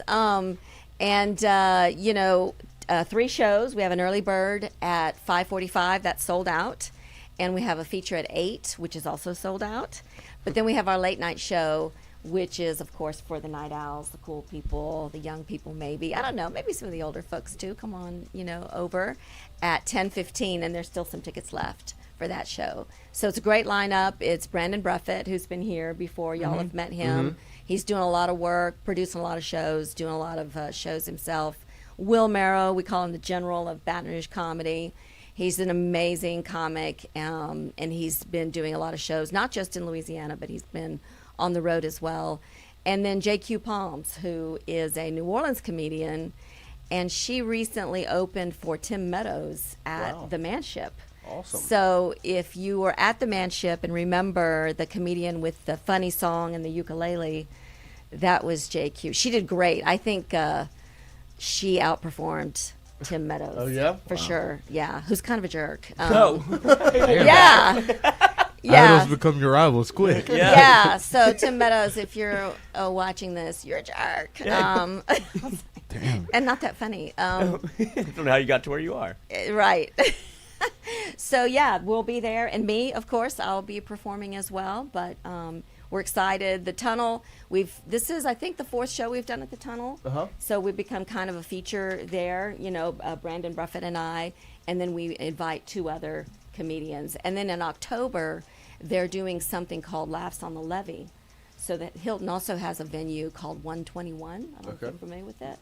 Right there on the levee, and we're doing a Halloween show October 30th. So that's going to be real cool. That's going to include a dinner and be a pretty fancy event. So That might be my night, Lloyd. That is, That's open mic. I could dress up as a comedian. Well, there you go. Yes. And yeah, costumes are encouraged, and they're trying something new there. But we really value our partnership with the Tunnel. It's been, I think, great for us to get to perform there, and great for them, because so far every show we've done there has sold out. And it really is a great spot, a venue. It's a great spot. Yeah. It's got a really cool bar. The glassware, the decor, the furniture is all, in keeping with that 1920s speakeasy vibe. So it's just a real grown-up, sexy place to be. Yeah. And I think the comedy really adds a whole another element dimension. Well, to that's the what you place. had to sell them on, didn't it? Like, We didn't did. y'all have to kind of almost pitch yourselves and like give us one opportunity to do it here, and then you can make your decision after that. And it seems like sellouts are good. Yes, we actually, put the show on ourselves the first time to show them that not only is it popular, but that we're really good, right? It's the professionals, the comedians that we put online on the show are top notch. They're really good. Have you seen an uptick in, like, I guess, interest in like comedy in general in Baton Rouge? Maybe I'm just more aware of it because I am out there promoting shows and posting things and putting on shows myself. I've started in 2019 and I don't remember there being a lot of opportunities for local comedians to get on stage. I'm not sure if that's just because I didn't know about it or, maybe I've been putting on a lot of shows, so I've definitely, added to the volume and the scene. So, but hopefully, with the sellouts and with the tunnel and other venues coming online, we should see more popularity. And the Manship. So the Manship has done comedy in the Hartley Bay Studio Theater, and so definitely opportunities there. We'll be back there in 2026. I'm thinking about doing a late night show, like, with the couch and the desk and the special guest. like an actual, like a show. Like a show. Yeah, like a, Seth Meyers? Yeah. Right. Jimmy Fallon? Not Tim Meadows? Not like a live show. Basically. Like a live one. Yeah, I'm thinking about that. Because I'm with it. I've been trying to, like I said, I've been trying to get my comedy acting career. Yeah. Absolutely. And for that show, I'd be looking funny for... as hell, I think. You are. You're funny as hell. I've heard that. Yeah, from him. Yeah, for myself. I appreciate it. Yeah. So, get some local celebrities and some comedians and a musical act and do a late night show. That would be awesome. Yeah. I can't dance, though. So. Shocking. Wow. Terrible dancer. But yeah, the jokes are there. So if they do get tickets to the event tonight, what should they expect? They should expect to come into this cool place. There's a secret entrance, which makes it really cool. It's behind a bookcase. And then when you go down into the basement, you will immediately see, the whole vibe and the whole decor. It feels really special. There's signature cocktails for sale. There'll be light snacks and just a small space. So a sellout really, really does pack that room. Even half of a sellout actually packs the room very nicely. But just, it's adult. You got to be 21 or over. It is a bar. It is a bar. But we'll have 4 comedians. Sorry to the intern. Sorry. I don't know. Maybe we should probably keep that on the down. Yeah, don't say it on the show. Yeah, it is. Say it on a live show. It is a speakeasy, so I guess what goes on there stays there. Exactly. So do you have to pull the book to get into said speakeasy? Almost. Is it They a have secret door type deal? It is. It's a secret door, which adds to the cool factor, I think. And incognito. So, that's right. That's right. They That's might what never speakeasy know. is. When you do 3 shows, do you notice a difference between the first one to the third one, or is it like different acts, or how would you, if you wanted to go to both? It's definitely different. The comedians are the same, and you're probably going to get some of the same material, but we do look at the crowd. Like the last time we did 3 shows, the early bird crowd was definitely just a different from. Gets a little bit more R-rated, I would imagine, the later into the evening. Well, no, we don't. No? We don't monitor. Oh, okay, that's even better. So we get what you get. You get what you get, but I noticed that the early show last time was some older folks, maybe a wider crowd. I mean, not to put too fine a point on it, but it was.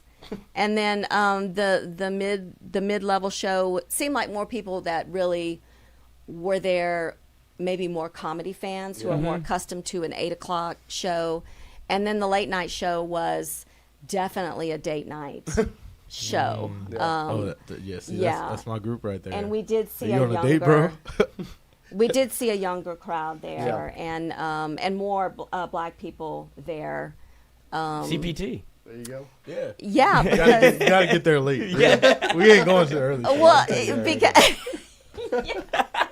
I think they intended to come to the early show and then it's like kidding. The show starts at 7, but like, I mean, if I That's get when there, I start getting ready. right? If I get there at 9, I'll catch the 10 o'clock. right? Yeah. One thing I do want to point out, though, is parking. So ticket holders get free valet parking. So when you roll up, you can, get your car parked, you go get your ticket stamped, because we know that's a problem, can be a problem downtown. Right. And so, valet parking is complimentary for ticket buyers. Also, yeah, because to me, I mean, it's if you are trying to spend an entire day tailgating tomorrow, and maybe your spouse is not happy about that. Take them to the late night show, get some Put them in a good mood. cocktails, get them happy, a nice date night. Absolutely. And then you can do whatever you want. Absolutely. Comedy show, good first date. And that's a great, I would imagine, yeah. It's a great first date. It's a great date night. It's a great, because here's what I say. A couple of drinks, some laughs. Yeah. You're going to get lucky. So you're doing the work for him. But what if I take you on the date? You got to get in, Christian. And then I'm on the docket to be on the comedy show, and then I'm not funny. Surprise him. Yeah, you have to be That'd funny. be Otherwise, your funny. date's going to be like, That'd be like yeah. terrible first date. Like, Yeah. I went on a date with this dude. He was on the comedy tour. It He was just awful. wasn't Not funny. Yeah, Like, not Do you see people maybe, I don't know if they try to impress a first date, but like a heckler? Because we've talked about this before where We have. it's not the funnest thing to... It's not the smartest thing to do, I would say, to heckle a comedian who has a microphone and talks for a living and makes fun of things generally for a living. Yeah. And, this is something I've noticed is most of the time I've seen hecklers is when the comedian themselves kind of invites that work? engagement. Yes. That's what I have found.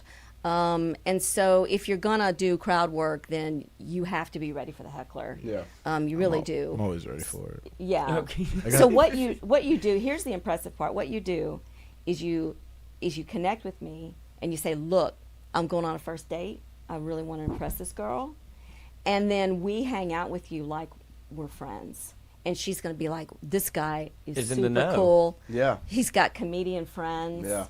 And we'll go up to you and say, man, I'm sorry you weren't available for the show. Yeah. We'll get There you you next go. time. Yeah, that's. I know you had a you're date funny tonight. as hell. Yeah, like usually you had a he's on the special stage. date tonight. Yeah. See? All right. That's a great play, Christian. I appreciate it. Christian, you. It's what you Christian, somebody else do I'm it giving for you- you. I'm giving you Sneak game into the right now. get to It's the game. speakeasy. It's all about And then if I networking. see you You in actually- the crowd while I'm doing my comedy, that's a whole nother session. Like, yeah, His for penis sure. is too big to do stand-up comedy. that's why I wear pants everywhere. But no, awesome event tonight, and we appreciate you coming by again. Thank you so much for having me. I And appreciate that. Where should everyone go to buy their tickets? They should go to Eventbrite. Look for Laughs on the Low, September 12th. You'll see that 2 of the shows are sold out, but the 10-15 feature still has tickets left. So I'd love to see people there. Come say hi to me. I tend to make my way through the crowd asking folks how they heard about us and all that stuff because I do want to know how we're getting the word out. But yeah, I'd love to see you there. There you go. So if you are there and she asks how you found out, make sure you let them know here Tingle on Tingle & Co. Co. Absolutely. But we appreciate you coming through again. and In fact, exciting if you event. do that, Oh. the first person who does that, your first drink is on me. All right? That's going to be me. Yeah. Tell them Tingle & Company sent you, and your There you first go. drink's on me. How about There that? it is. Perfect. Thank you. All righty. Well, we appreciate it, and make sure go to Eventbrite, get your tickets, and enjoy a nice date night tonight, so you can have a fun and exciting tailgate That's right. tomorrow. So Absolutely. We'll take a quick break. We'll be right back after this. Thank you. Bye. Thank you guys so much. Yeah, no. I really appreciate it. Yeah. Hey, Miss Lou, come visit us, Tom and Wright Granding at Go Martin on the Go Delman. Go Martin has clean restrooms, community coffee, an awesome beer cave, and a great selection of anything you may need.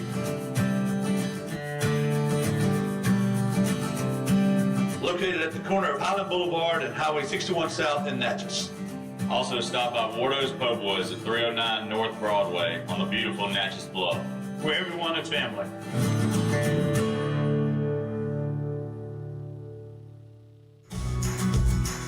Wardo's was created in honor of Alan Ward Granding III, fondly known by family and friends as Wardo. In 2019, the oldest brother of the tribe passed away unexpectedly. His remaining siblings and loved ones wanted to honor his memory in a special way. In 2022, Ward's family decided to combine the need for a sandwich shop in downtown Natchez with a desire to pay tribute to Ward's love of good friends, good times, and great food.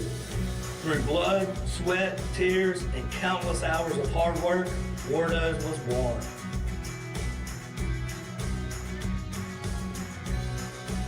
So go visit Wardo's today at 309 North Broadway Street in Natchez, where the po' boys are so good, you'll swear you're in Cajun country.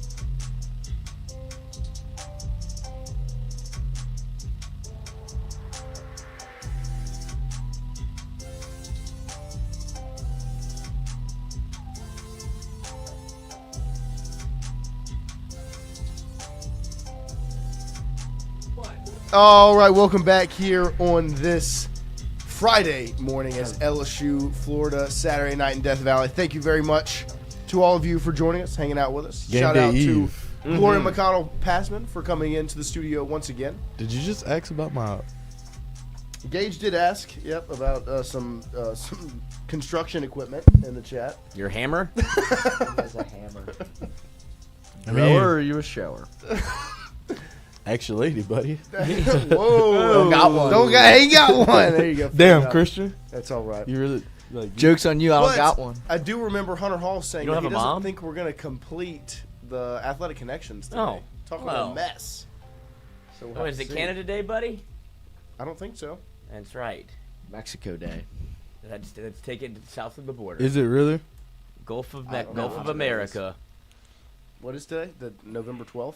No, September. November. It September is. 12th. It is 9:06 in the morning. Today's probably Iraq Day or something. Afghanistan Day.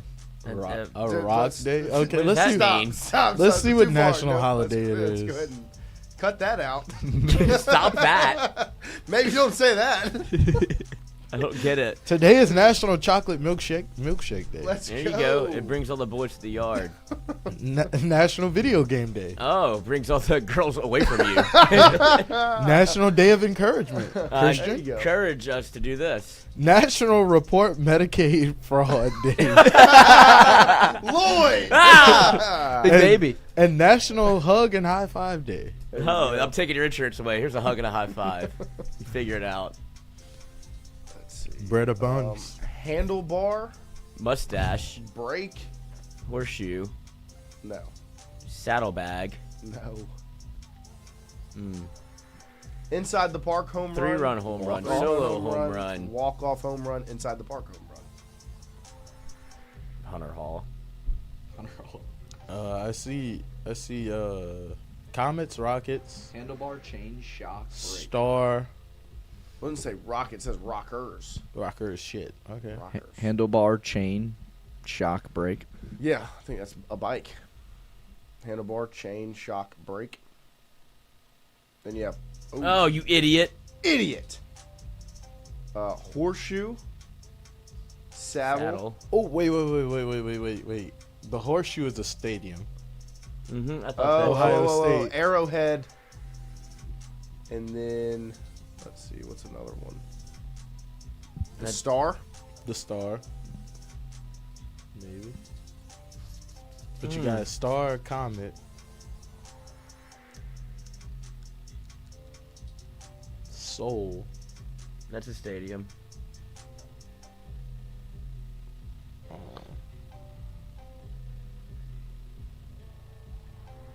The handlebar. Think Star? Let's try. Like Well, Dallas they're Cowboys? saying Comets, Rockers, Soul, Shock. Johnny L. Goodson says. What is that? This? Uh-huh. Who said? What about shock? Or not. Ooh. Okay, Wait, Hunter wait, Hall yeah, says no, not skull. things on a things on an NFL helmet. Think about it. Skull, star,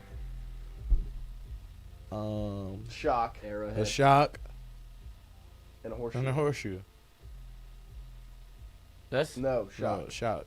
What's the shock? Chargers. Is it not a bolt? Try it. What's a skull? The Raiders. The Raiders fuck. Okay. Is it Arrowhead? I'm disappointed in all of you so far. Kiss me. Kiss me. Kiss my piss. LSU pisser. Is that real? It looks like a legit stream. I don't know. Like it looks like a real stream, doesn't it? It looks like a legit stream. And the LSU Gooner too. I mean, that looks real. Wait, what? Did we not try this already?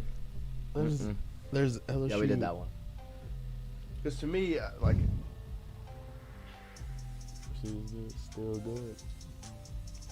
a star, a skull, like that make, and a horseshoe. So those three all go on a helmet.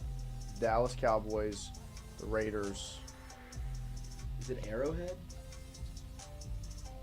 Like the Chiefs and Arrowhead? Or is that the stadium? I mean, I name? guess that's on the helmet. Would that be 2 words though? That is a Arrowhead is on the stadium, on the helmet. Yeah. Okay. And then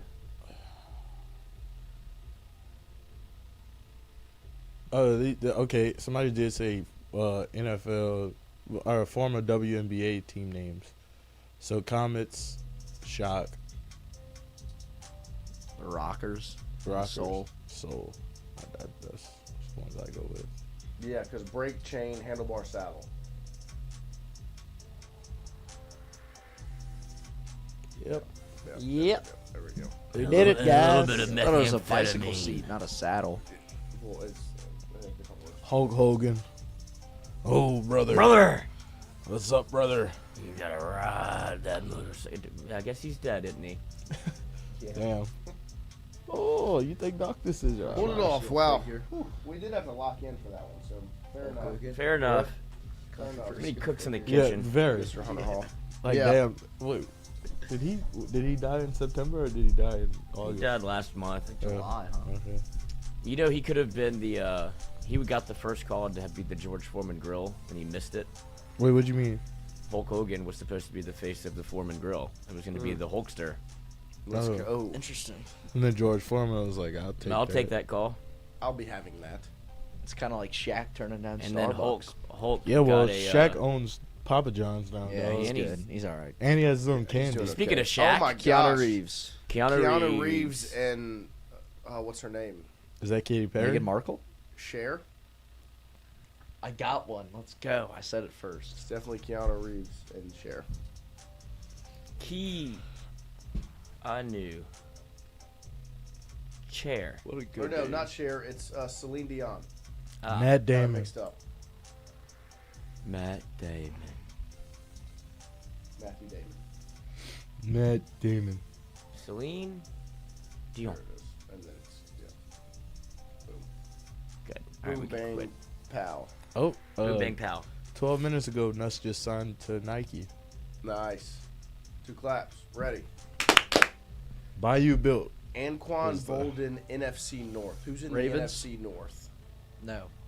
The NFC North would be the Colts. Giants, No, the Cowboys. That's no, the that's NFC the East. Yeah.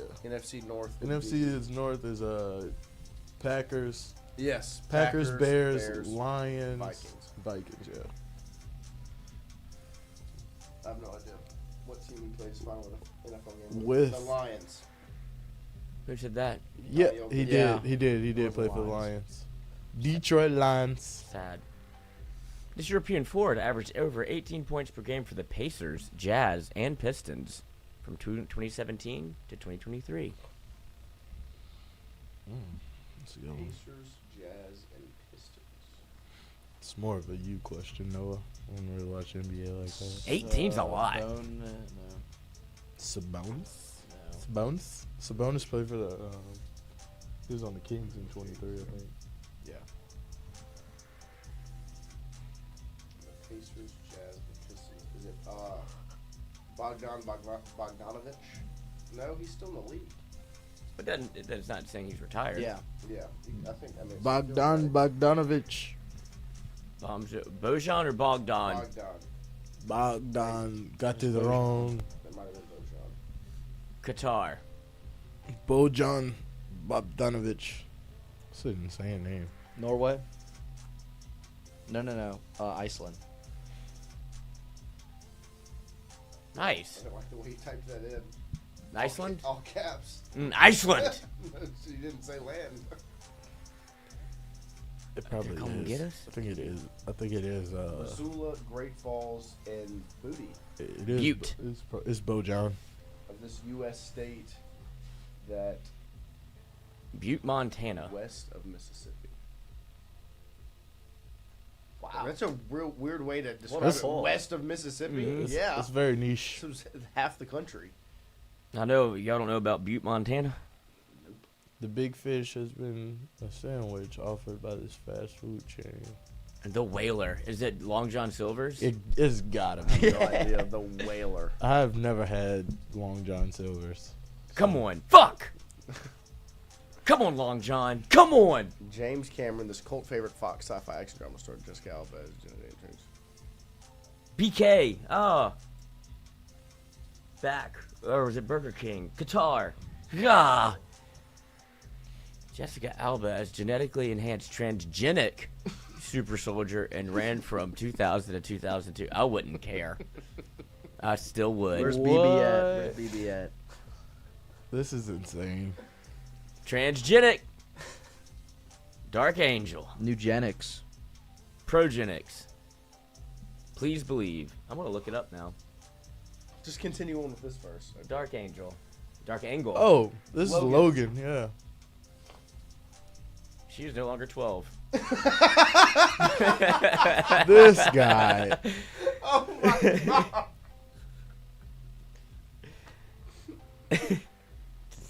On internet be interneting. Acapella's 2 words? Yeah, look at that. What the hell? Is it pentatonics? A cappella.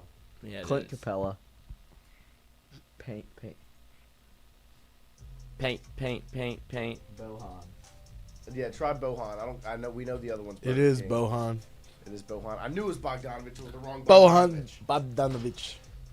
Yes. Dang it, wrong Bogdanovich. Wrong fish sandwich. The Whaler. What a terrible name. Where's that from? The big fish.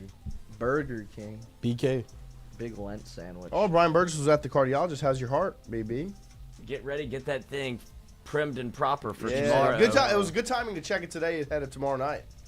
Make sure it's ready to rock and roll for LSU versus Florida Saturday night in Death Valley. I'm gonna do Brian No. is back A cheer. from Rouse's. Yes. Go. Kane. Yeah, y'all are terrible. No, Lloyd. Saving my voice. Fair enough. Got a long day tomorrow. What are you gonna do?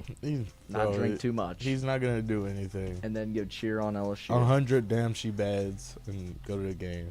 Son, watch me. Christian Mingle segment resumes Monday. I'm about to see how good you did. Resumes Monday, bro. I'm about to see how good you did. Saturday is like football game last night. Saturday is like prime hours to be Christian Mingle. Biggest is the I show. know, No, I'm we saying got- like we're the getting segment updated. comes No, back sir. Monday because we're 7 gonna to have a 9 lot to a.m. recap. biggest. Oh, okay. You better So- be. All right, official Tiger predictions. You better be. Yes, everybody's predictions. Let's hear them. Christian, tomorrow night, score. 6-7. Haha. 45-14 LSU. That's stupid, Wow. Stewie. but it could be right. 35-10. Okay. 24-10. What'd you say? 24-10. LSU. That's stupid. That's right. That's stupid. 27-13 LSU. That sounds good too. Go Go Tigers. Tigers. Clean sweep. Appreciate you guys. We will, do not forget, tomorrow night, Golf Suites, post-game show with Rohan Davey and Kevin Falk. Sunday, Pizza Byron's recap show with the LSU Legends. So we will see. We'll have plenty of content coming Saturday also. out. Saturday pregame show as well with the guys from Washed Up Sports Network, live from Pro Special Dreams. guest Livy Dunn. Wait, for real? They said maybe. I would not. I don't think they will. How much? But are they we'll have Trayvon Boykin. Will be there. from TCU quarterback. Wow, what a pull! Wow. Like, wait, do y'all remember when he like made the whole West Virginia defense miss? Yeah, then he got dapped up by Dana Holgerson. He was like, "Damn, good play." Damn, that was Awesome. sick. Wish my quarterback could do that. Yeah, I want to see him throw the football. He's like, "Do you know Pat White?" I am Pat White. Steve Slayton. Did you know? You see, Noel Devine has a son. Who is that? You don't remember Noel Devine? West Virginia running back, was very much highly touted as the next Reggie Bush. Never really lived up to the hype, but now he's got an 18-year-old son. Noel Devine Jr. Man, We're officially old. he got it offered by West Virginia. Oh, nice. Beautiful. Set to Watch Noel Devine's highlight YouTube high school tape. And go watch Tingle and Co. Go watch Elijah Haven's highlights from last night on Tingle and Co.'s social media. He's real good. Stevie's right. It's Jaden Daniels. You got to just stay. Jaden Daniels right there in your backyard. 6'7". Gotta go get him. I don't know if he's 6'7", but he's all of 6'5". He's not bigger than Jaden Daniels. He's impressive. He's impressive. We will. I'm gonna get working on editing Christian's filming to get that put out. Throw that ball today as well. So make sure you're tuned in to everything here. Go ahead. Sorry. On Tingle and Co. What'd you got? How'd the read options go? Yeah. There was only one, and it got me.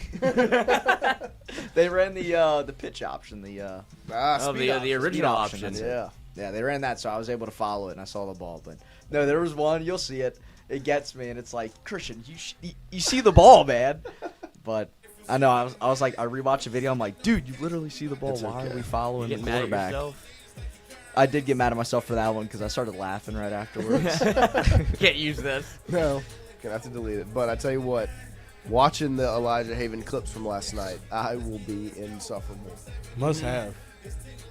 Gotta have him. And I don't like talking about recruiting like that because it's a new era. It's all changed. But, God. Pay him. Larry Ellison, richest man in the world. Come on. Well, Florida's the prediction right now. Go Tigers. Appreciate you guys. Go Tigers. We'll see you tomorrow night. Make sure you subscribe, ring the bell, like, comment, share it with your family.